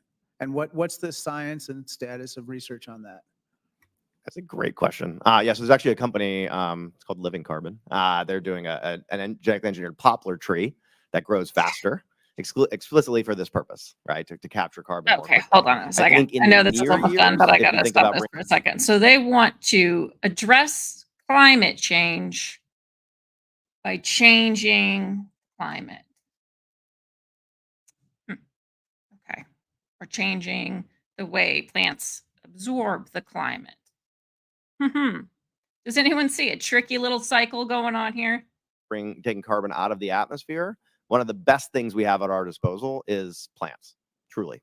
And so I do think that is a big opportunity. There's not much of a market, right? The problem is who's buying carbon, and that's a whole can of worms. But I do think there's a real opportunity for leadership in setting the standards that would allow for not carbon trading, like, oh, I'm moving this around. I didn't cut this forest down, but carbon removal. I think the government could lead in setting those standards, and has started to recently. But this is feasible. This is not 100% feasible. Science. Oh, yeah, it's going through regulatory approval right now, actually. So. Wow. Okay. Well, we solved climate change. Done.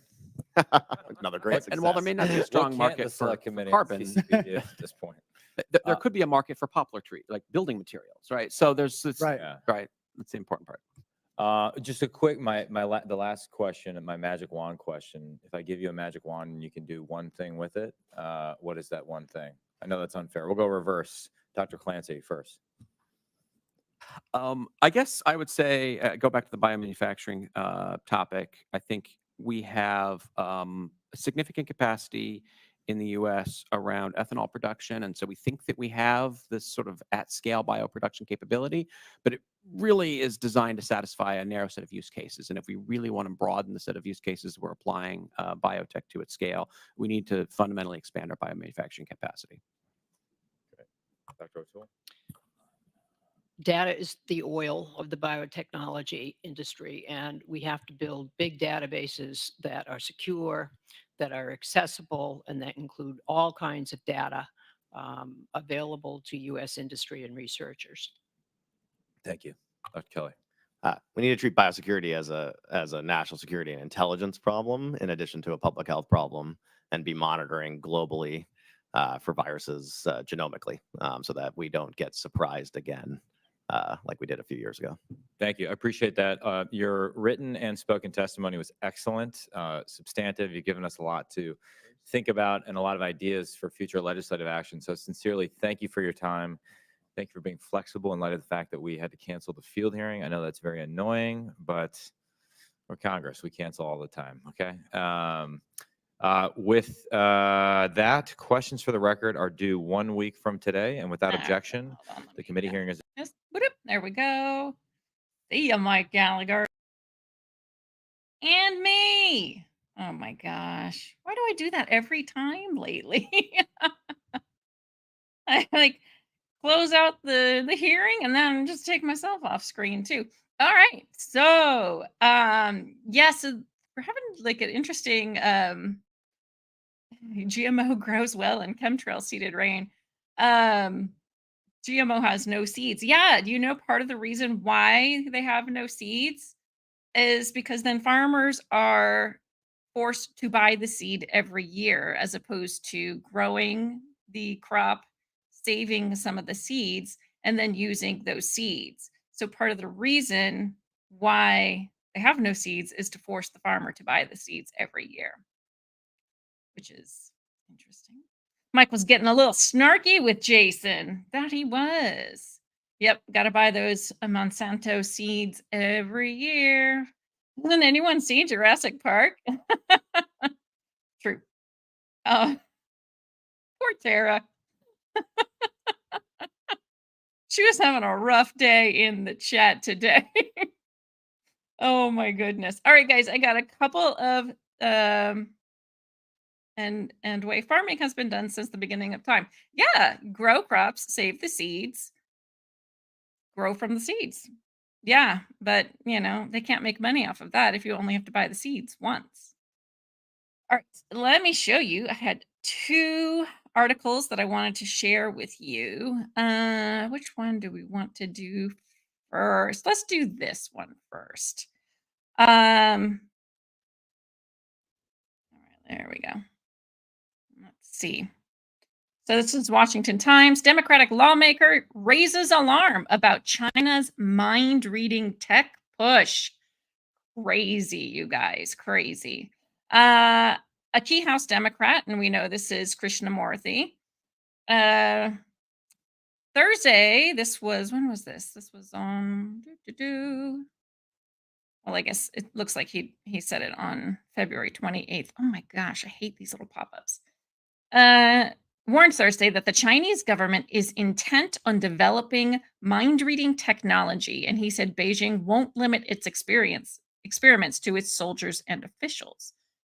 He urged Americans to take the threat seriously as he detailed the House Select Committee on China's work digging into human experiments. He said the Chinese scientists are conducting a range of research to create biologically enhanced soldiers and is even experimenting with mind control tools. By some reports, it's even researching mind-reading software to ensure that, it being the Chinese Communist Party, officials remain loyal to the party. You can't make this stuff up.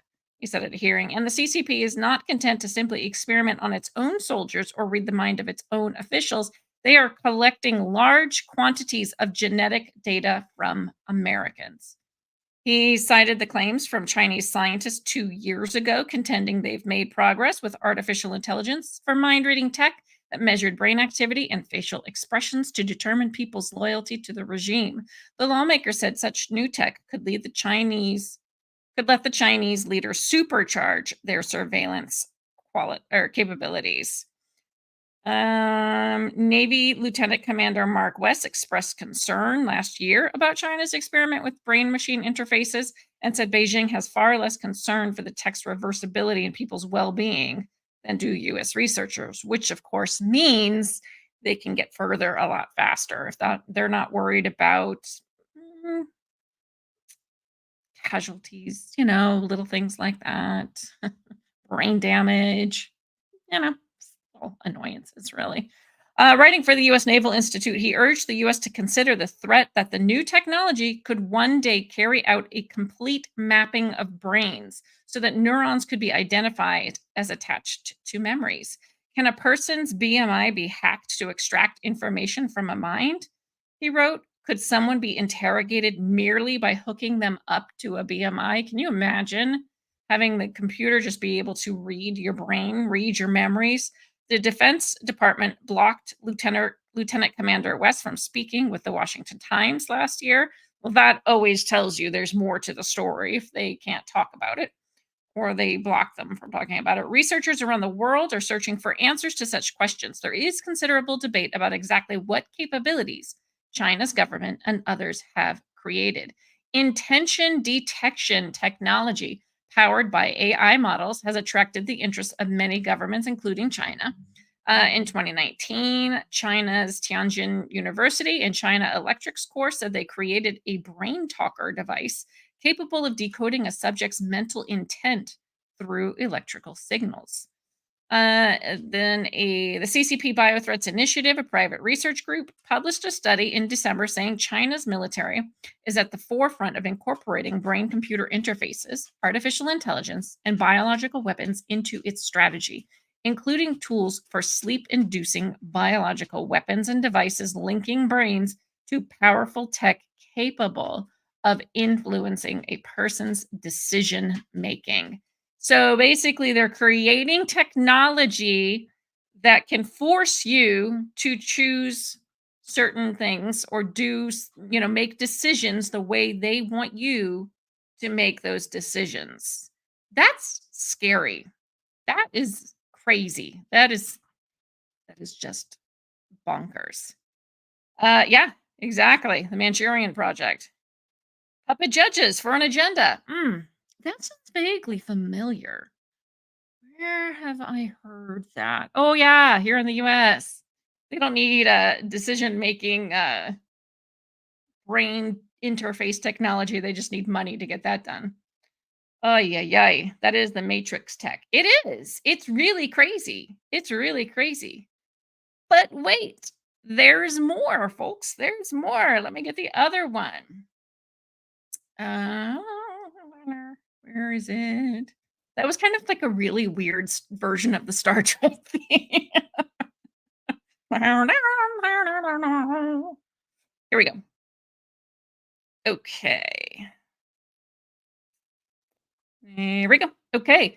Chinese team. And this is from what is it?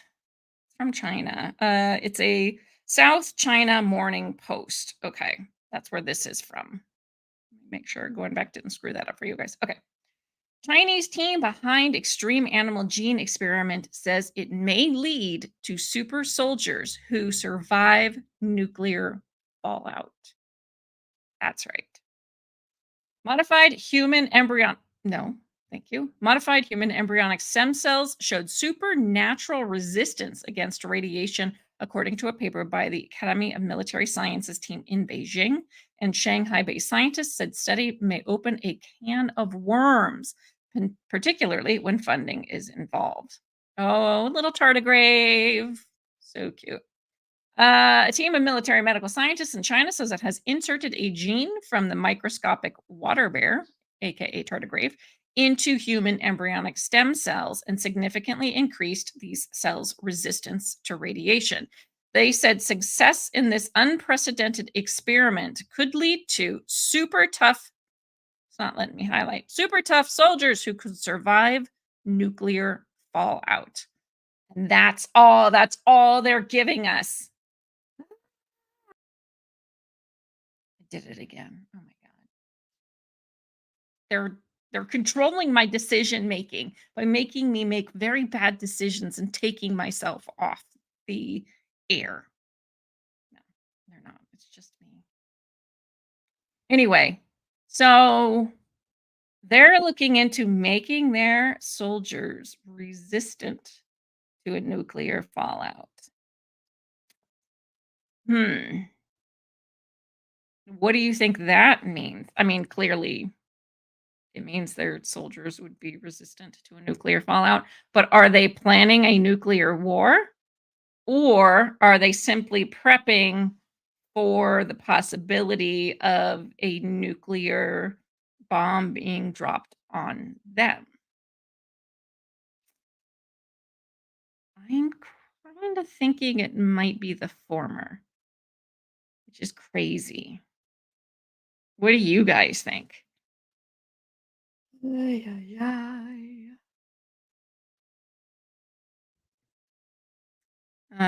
Modified. Are they crossing human and cockroach DNA? Ugh. This is an interesting question. In Revelations, we're going to get biblical here, people.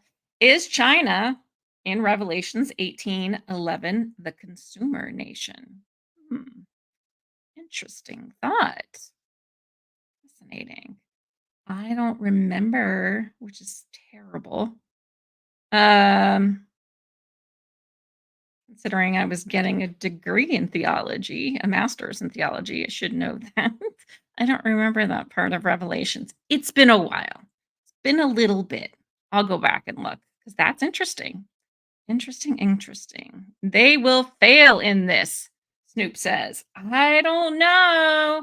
I mean, our buddy Tara O'Toole was saying that even though they're behind us now, technologically speaking, in the bio realm, but because they don't really care about side effects and casualties, that they could easily surpass us very quickly. So Russia failed to make their super soldiers. That doesn't mean they aren't still trying. And here's the thing: Russia, China, and Iran, our axis of evil, are all working together and sharing their developments. So that could mean Russia and China are both working on this together. And that's an even more frightening thought.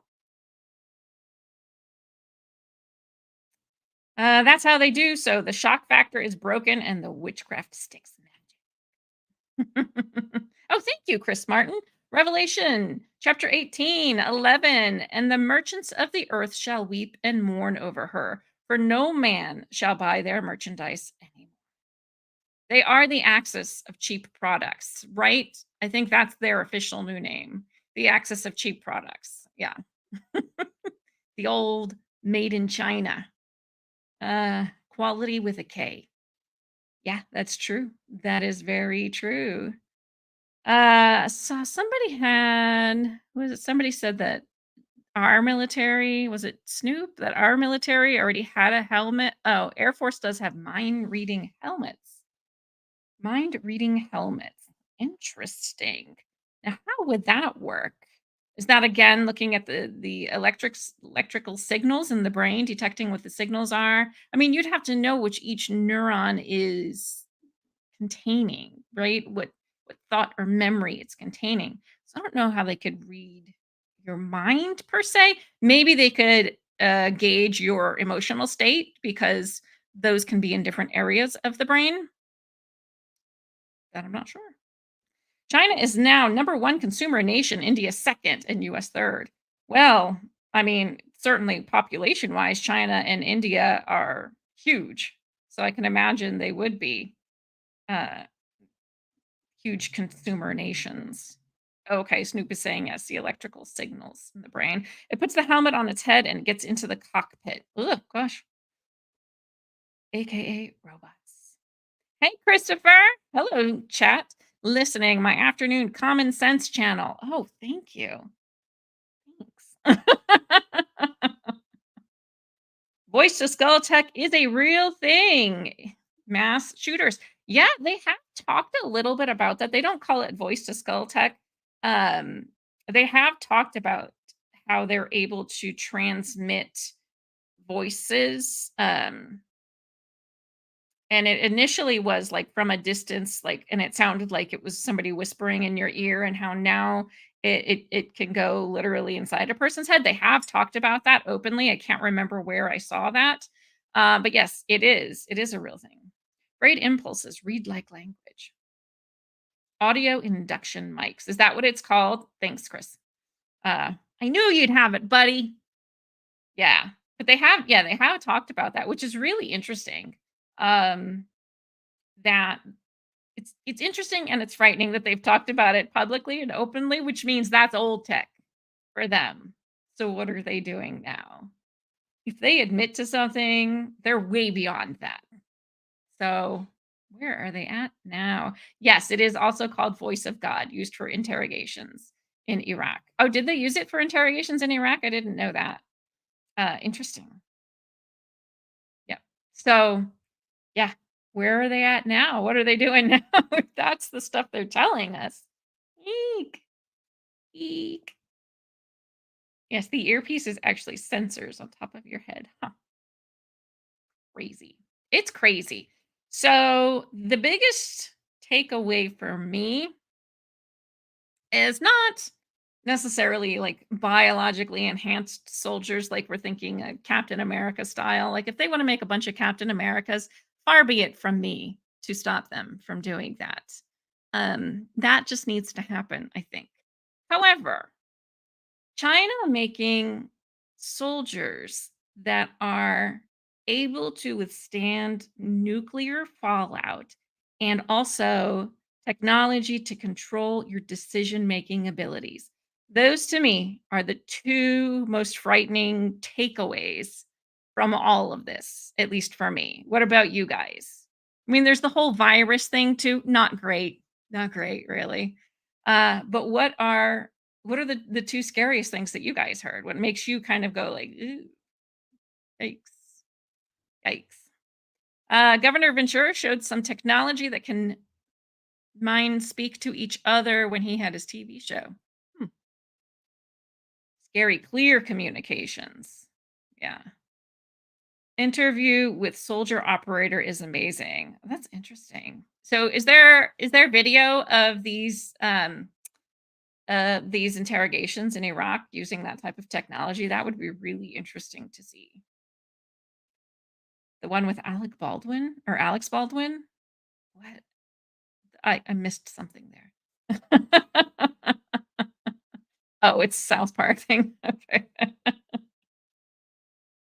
The fact that we've been around for 8,000 plus years, a lot longer than that for sure. We are young and dumb as a nation. We are young and dumb as a species still.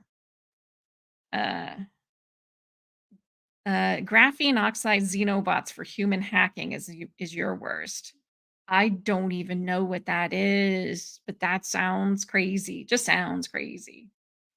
Uh, the Nazi regime fooled with this stuff, they claimed. They did all kinds of weird, crazy things. That's why I find like not obviously the Holocaust, but the things that they were experimenting, and some of them were just horrific. Like, let's just say that up front. Now, having said that, some of the things they were looking into, crazy and really interesting.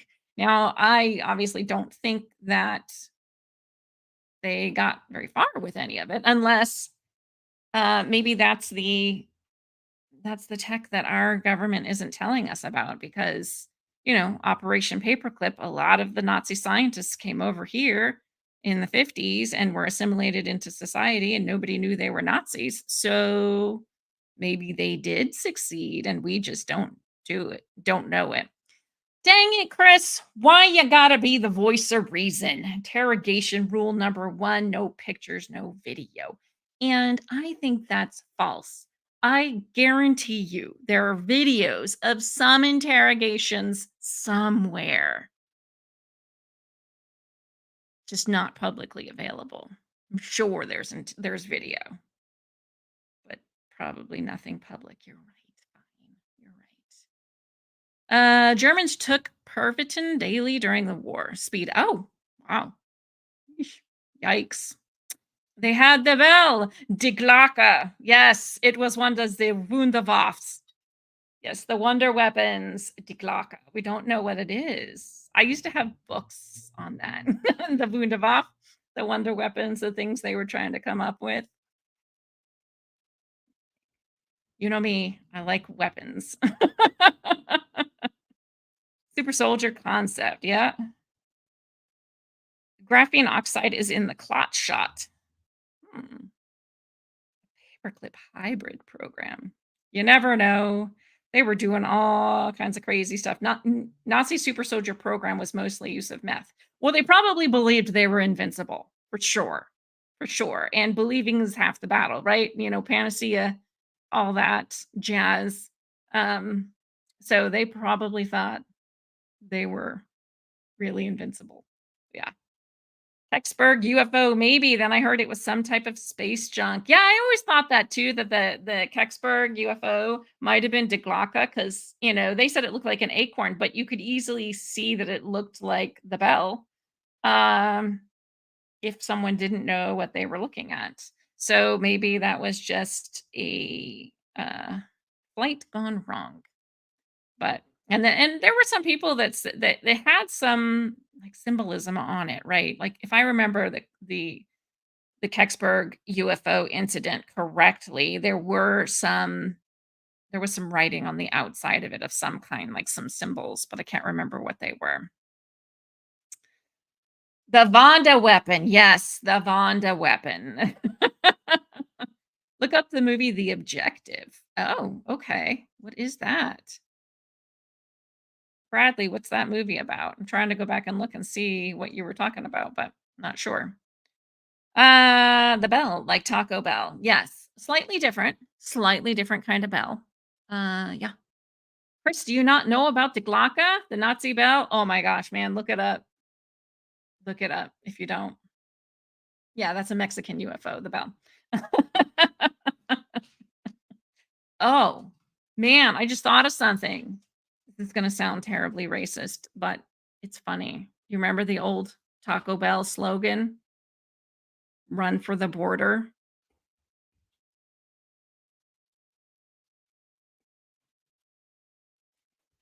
That's pretty dang funny. I'm sorry.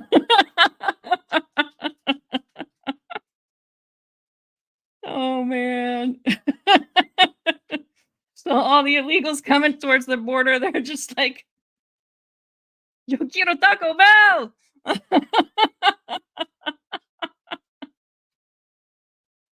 Which direction, right? Chris remembers. Yeah, you're old like me.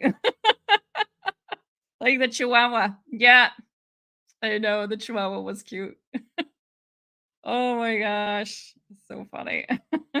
Was it from the 80s? Probably. Sounds about right. Sounds about right. Abbott, thank you for getting my sense of humor. The commercial was not a block of instruction. Apparently, they did not have that disclaimer. So run for the border was taken literally. Yep. Yep. They figured out anti-grav tech in the 50s. Oh, it's getting all UFO up in here, guys. Crazy. Well, talking about Nazis will do that, man. They had all kinds of crazy stuff, but it was fun. Not fun, you know what I mean. Interesting to look into. But the run for the border is still stuck in my brain. That's why I said fun. Fun fact from Chris Martin. The Taco Bell Chihuahua was the inspiration for the El Paso Chihuahua baseball team mascot. Oh, really? I didn't know that was their mascot. That's awesome. That's so funny. And are they sponsored by Taco Bell? If not, they should be. I think they need to be. Predictive programming. Free ride with Dems will bring all the boys to the yard. Yeah, for real. For real. Veronica. Mhm. Here's looking at you, Veronica, talking about El Paso, the greatest city in the nation and the safest. Why? Because it's on the border. Ooh. Early 90s, LOL, the Taco Bell. Yeah, I think it was probably more like the 90s. That feels more accurate, but it might have started late 80s, who knows? If they like Taco Bell, they might like border crossers. I like Taco Bell, but I do not like border crossers. AOC brings the boys to the yard too. Oh, God. AOC brings the socialists to the yard. She's a ball of fun, that one. ZE Paperclip Project. Can I just read it as Z Paperclip? Z Paperclip Project brought Nazi scientists to the yes, they did. Operation Paperclip. Don't know about it? Go look it up. Really interesting history. Lots of the US and Russia after the war kind of just divided up Nazi scientists. And I don't know how Russia handled it on their end. But on our end, yeah, they not infiltrated, they brought them into the US and assimilated them into society and didn't tell anybody that they were Nazi scientists. And yeah, they actually held a lot of really high positions within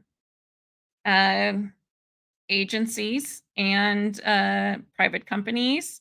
Like, oh, what's his name? I like him too. Oh, Werner von Braun. Yeah, he was a Nazi. He was brought over with Operation Paperclip. He helped us to get to the moon.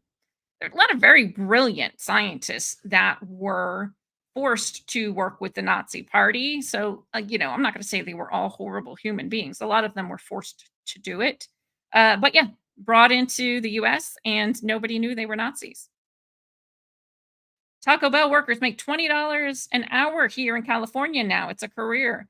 That is the dumbest. Well, I can't say that's the dumbest decision that Newsom ever made because he makes a lot of dumb decisions, but that's terrible. That's going to put so many businesses out of work, raising the minimum wage to raising it to $20 an hour. Hold on a second. Oh, y'all like my cup? Where is it? And now let us pray. Cracks me up.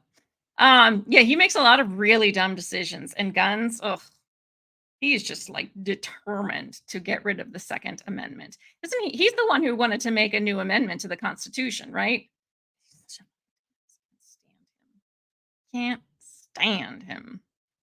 When the Taco Bell Chihuahua became famous, I had a Chihuahua named Stefan. He was a neighborhood fave. Oh my God, that's an amazing name.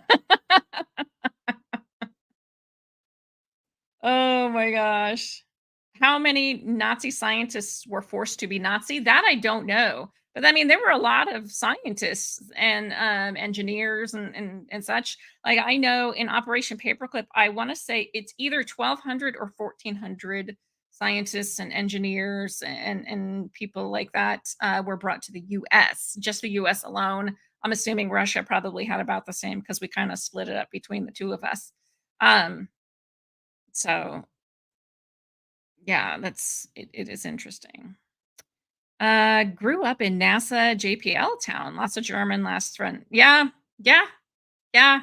I'm sure there were a lot of Germans. A lot of the Nazi scientists went to go work for NASA. Like I said, Werner von Braun.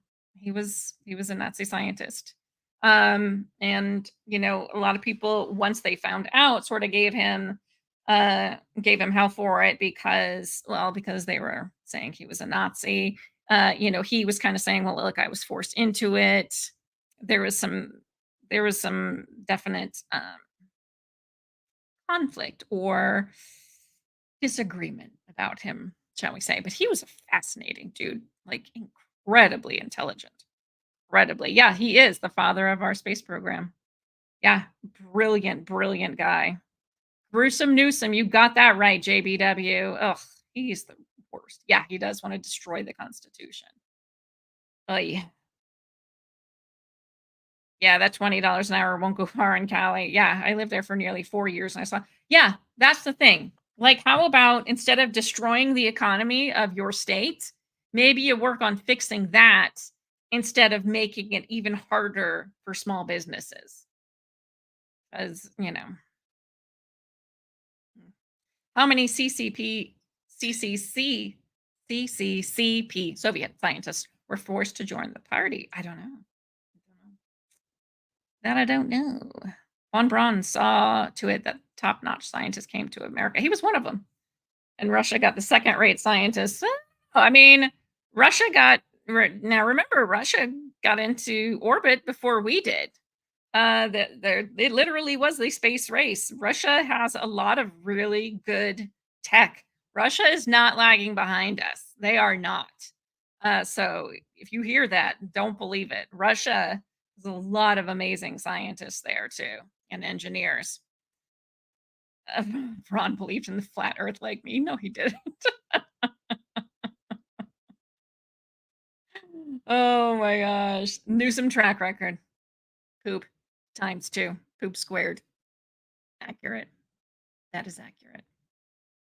Oh my goodness. That's what they tell us here in Russia. I'm sure I got the hacks. Yeah. That's what they tell us. Oh yeah. Yeah, we had, we had to, yeah, we did bring some Nazi scientists over. That's true. But guess what? We got the good ones. We got the good ones. Russia, no bueno. No, they got the second-rate scientists. You can make sure we made that happen. Russians are not dumb people. They are not. They are brilliant. There's a really big Russian population in Massachusetts, so I was friends with and worked with a lot of Russians. They're awesome. They're awesome people. Definitely have a different kind of outlook on things and the way of looking at things, but I really like that about them because they're very just kind of blunt and matter of fact and like, well, just fucking deal with it. That's kind of their attitude, which I love because I'm pretty much the same way. You can ask my kids. But look at his gravestone. It's all there. Hold on. Von Braun believed in flat. He did not believe in flat Earth. I'll look at it. But he didn't. There's someone who worked with him. I'm trying to remember her name. She used to be on YouTube quite a bit, and she lectured a lot. What was her name? I'll have to look it up. But she talked a lot about, and she worked with him for years, and she talked a lot about what his thoughts and beliefs were about space and how we should be treating it. And he was very much against putting any type of weapons in space and believed that space needed to be a neutral territory or else we were all kind of doomed. Really, really interesting guy. Really interesting guy. Russia leading in military robotics. Yeah, they are brilliant. No, it wasn't Laura Eisenhower. It was she was a scientist as well. She was like his assistant. I can't remember her name. I'll look it up because I'm gonna have to do some digging. It's been a while. I'll look it up and just remind me later tomorrow or something. Bonnie Holmes, that doesn't sound familiar. Might be. It might be. Let me look up Bonnie Holmes and see. If I look at her pretty quickly, I might recognize her. Let's see. Bonnie Holmes. Werner von Braun. Long time. Oh yeah, so maybe it was her. Hold on, let me see. Do they have any images of her? No, that's a different one, but oh, I bet she'd be interesting too. No, this one is going to be younger. She's still alive. I don't know if Bonnie Holmes is still alive. Let me see.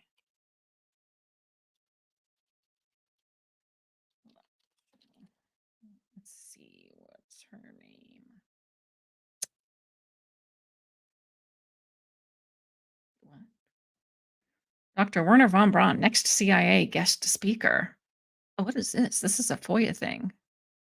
He will speak on the future of space exploration and the uses of space technology. Here, I'll get the link in case any of you guys want to dig through this. That just came up when I was doing the Google search. All right, hold on. No. What was her name?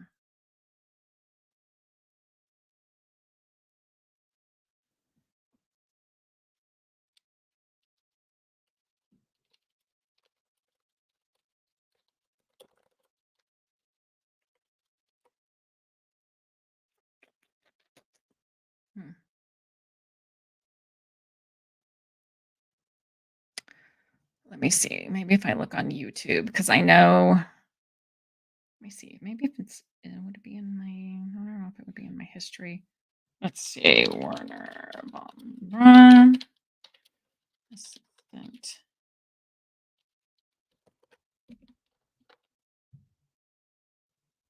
Margaret von Braun. Oh, or Marguerite. Is that his daughter? There's Werner himself. Let's see.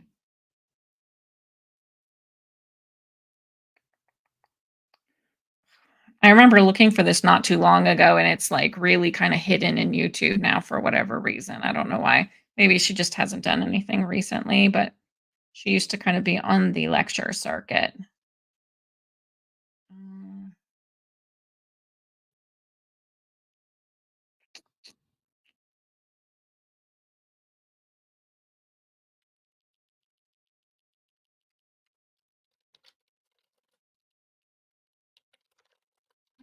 Let's try. I'm gonna try a couple of different challenges.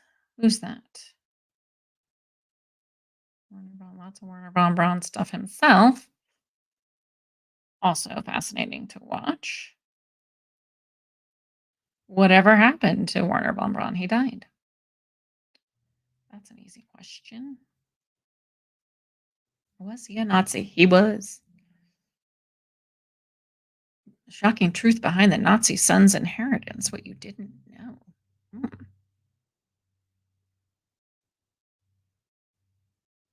Well, that looks interesting. We'll have to. Hidden collection of Nazi artifacts was discovered in Argentina. Well, that's shocking, considering that most of them went there. Oh, come on, lady. Where are you? It's driving me crazy now. All right, I can't find it. Like I said, I'm probably going to have to do a lot of digging. I was trying to find her before, but she had a lot of really interesting talks about what he thought and what his beliefs were. But anyway, I can't find it. I can't find it. Your channel always gets us into deep thinking. This is good for the mind. Well, good. I'm so glad. Project High Jump, an attempt to climb the Antarctic wall. Yes. Has anyone heard anything from Linda Moulton Howe? I don't watch Linda Moulton Howe, so I don't know. Most of the Fed reading rooms are interesting. Yes, that is true. You can come across some like crazy things in there. If you look up Project, is it, Chris, you probably know, is it Project Stargate? Is that the one with the remote viewing? I think it's Project Stargate. That's a whole rabbit hole. Whole rabbit hole. Do I dye my own hair? I do not. Why does it look like I dye my own hair? Is that what it looks like? Is that what you're telling me? In a not so obvious way? That's hilarious. Chris made it back in time. Hoo-hoo. Is it Stargate? Yeah. She's occasionally, I mean, she still has her own channel, right? She still has her own YouTube channel, Linda Moulton Howe. Chris, do you ever watch her? What's it called? Is it Earth Files or something like that? Can't remember. She shows her cats a lot. It's a whole thing. But oh geez. Well, you ask a woman that kind of question, you know. Yeah. Linda Moulton Howe went live today with a black screen. Could you at least hear her? Was she doing it herself? Did she not have who's her weird little assistant guy? He reminds me of like oh gosh, okay, for the old people like me, Fantasy Island, the little guy. He was like the other guy's assistant. Chris will know exactly what I'm talking about. I never quite knew what he did. That's kind of what Linda Moulton Howe's assistant reminds me of. He's there, not really sure what he did or what he does. While you were on, it must have been a mistake. I mean, clearly, she wouldn't go on when I'm on. I mean.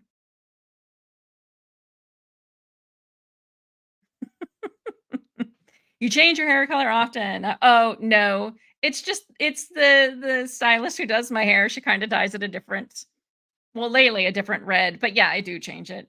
I do change it a lot, but yeah, lately she's been dyeing it like for whatever kind of red she feels like that day, I guess. So we're at a darker red today, or yesterday is when I went. Tattoo, that's right. That was his name. Oh my gosh. My sister does hair. She'll do it for free, and I'll be there. Oh, dude. Oh, if I could get my hair done for free, I'd be there in a second. It's crazy how much it costs these days. Yes, boss. Whatever you say, boss. Yeah, that reminds me of Linda Moulton Howe's assistant guy, right? Hey, Andrew. I'm late, but didn't master shake. But didn't master shake. What? What? But didn't master shake. I don't know what that means, but I'm glad that you're here. Yay! The plane. Yes, yes, right? Linda Moulton Howe's assistant, dude. The plane. Different than De Glocka. Chris, have you really, Chris, have you really never heard of De Glocka? I'd be surprised that you hadn't. Anyway, like I feel bad because Andrew just got here. I was just about to end, but I feel bad because Andrew just got here. I'm like, what up, Andrew? Andrew, our trucking gnome. It's been a while, my friend. It's been a while. So tomorrow, what do you guys want to talk about tomorrow? I can look for another.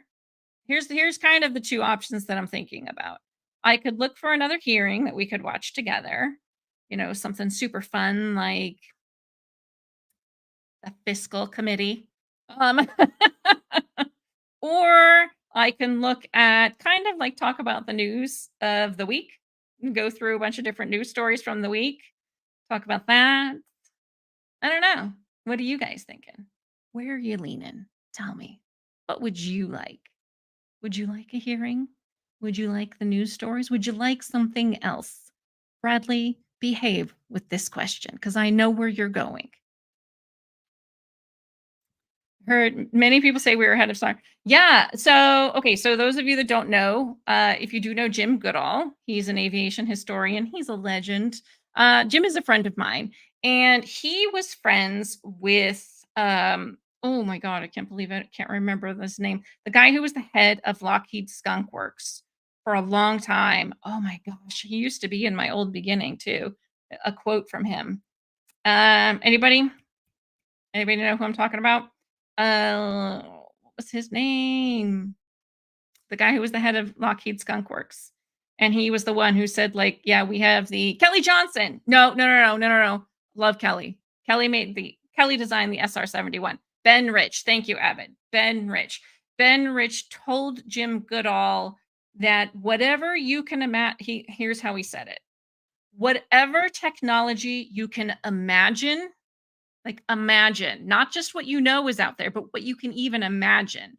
We are 50 to 100 years beyond that in our Black Ops tech. So, and Jim would always say, or always says, he's still around. That makes it sound like he's not here, and I don't like that thought. He always says, I can imagine a lot. So if we're 50 to 100 years beyond that, that's pretty crazy. Pretty crazy. Yeah, Ben Rich is the guy who said, we have the technology to take ET home. And the other quote that he told Jim was, when it comes to developing technology, and specifically space technology, we've either been there, done that, or decided it wasn't worth the effort. So who knows? Who knows? That is wild and probably true.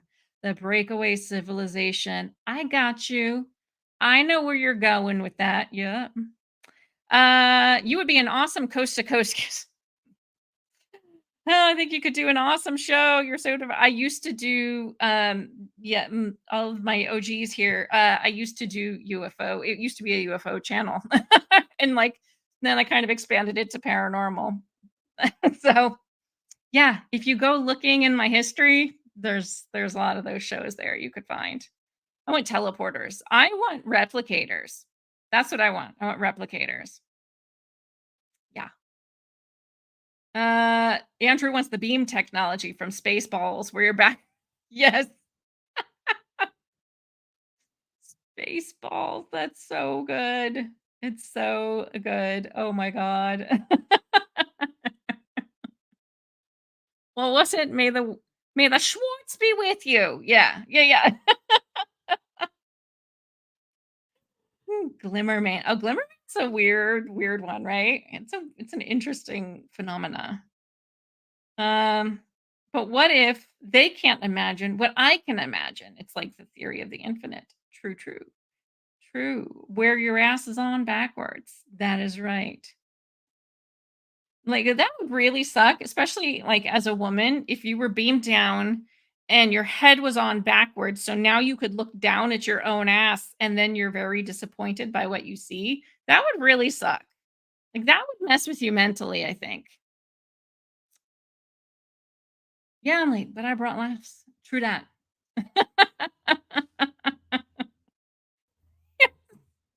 Change it from suck to blow. That was a great movie. That was a great movie.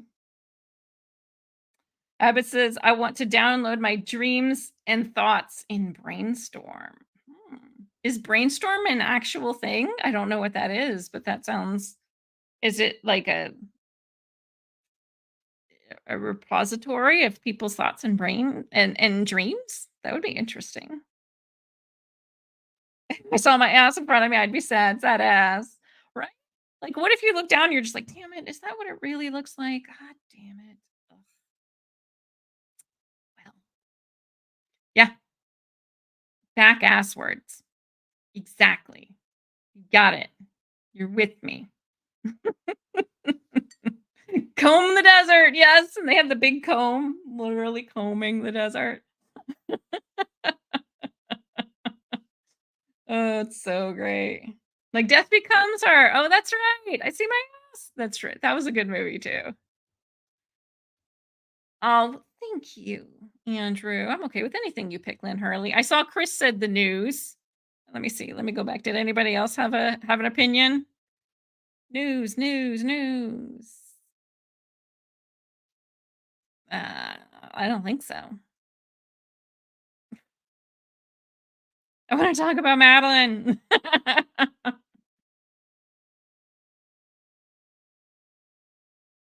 Got you, Chris.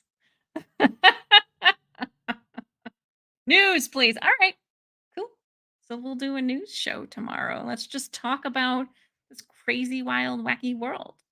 What's been going on? Because, Congress has been out for like almost 2 weeks now. So let's talk about the news. Let's talk about what's going on. There's all kinds of crazy shit going on with Trump. So we're going to bring it in. Be prepared. It's coming in. And then all kinds of, I don't know. We'll find something. We'll find something good. This is driving me crazy. Come on, work with me. Oh yeah, the bored redhead from the boring congressional TV meetings. I'm assuming you're talking about Jen Psaki, even if you're not. She is the boring redhead. I am the exciting redhead. How are the fur kids? Oh, they're good. Thank you for asking. They are all kind of sleeping right now. It's kind of gray out today, so they're all sleeping. Like I said, it was hailing earlier, which was a little crazy. I peeked out at the chickens. They were all, well, 4 out of the 6 were standing at the back door like, can we come in, please? Could you just open that door? Thanks so much. But they were fine. Political gossip. Oh, no, the political gossip. I'll see what I can find. See what I can find. They were fine. They were undercover. It was the two black chickens. I'm not sure where they were. They were segregated. I don't know. I was looking at it, I was like, 4, okay, which ones are missing? And it was the 2 black chickens. They're hardier than the others, I find, though. I mean, they're a different breed. But they seem to be like they're badasses. They're like the badasses of the bunch. So they might have been standing out in the yard like, yeah, it's hailing. So what? So what? Here I am. I'm getting that worm. But I'm not sure. Blue chicken rocked. All right. So tomorrow, news, possibly political gossip. We'll get into some Trump stuff. It's been a while since we've talked Trump. So I think we should. I think we should talk some Trump tomorrow. Fun. Good time. All right, guys. Well, I am going to leave it at that. For those of you who haven't seen the updated ending, Eggy Smalls, Eggy the patriotic chicken.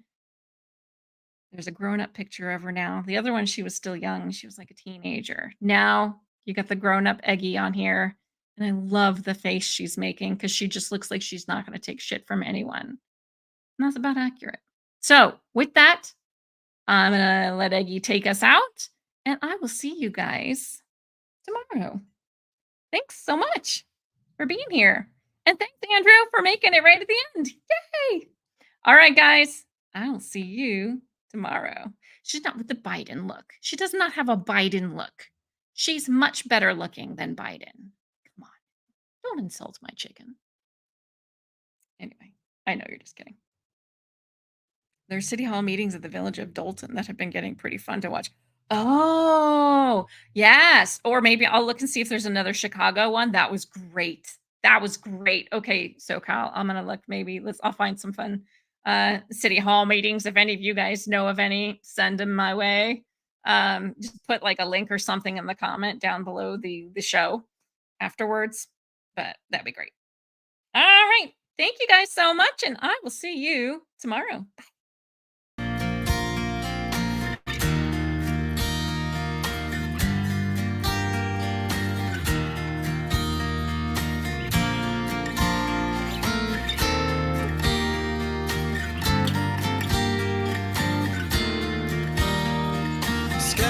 Scattering leaves, the days go, dragging us along like ragdolls.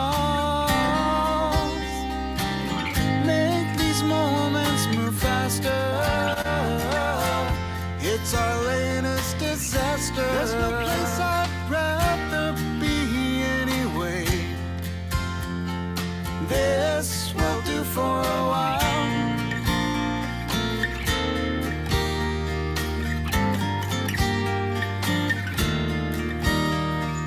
Gather your thoughts so we can run away from it all and ease our minds. We'll try to make it all matter. Pave the way for the shattering of youth. Promise, promise our real lives not far behind.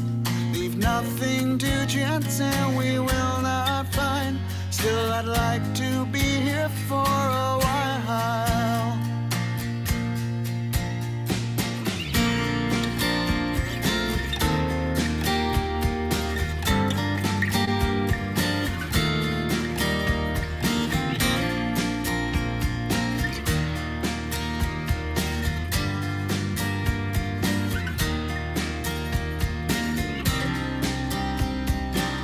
Try to make it all matter.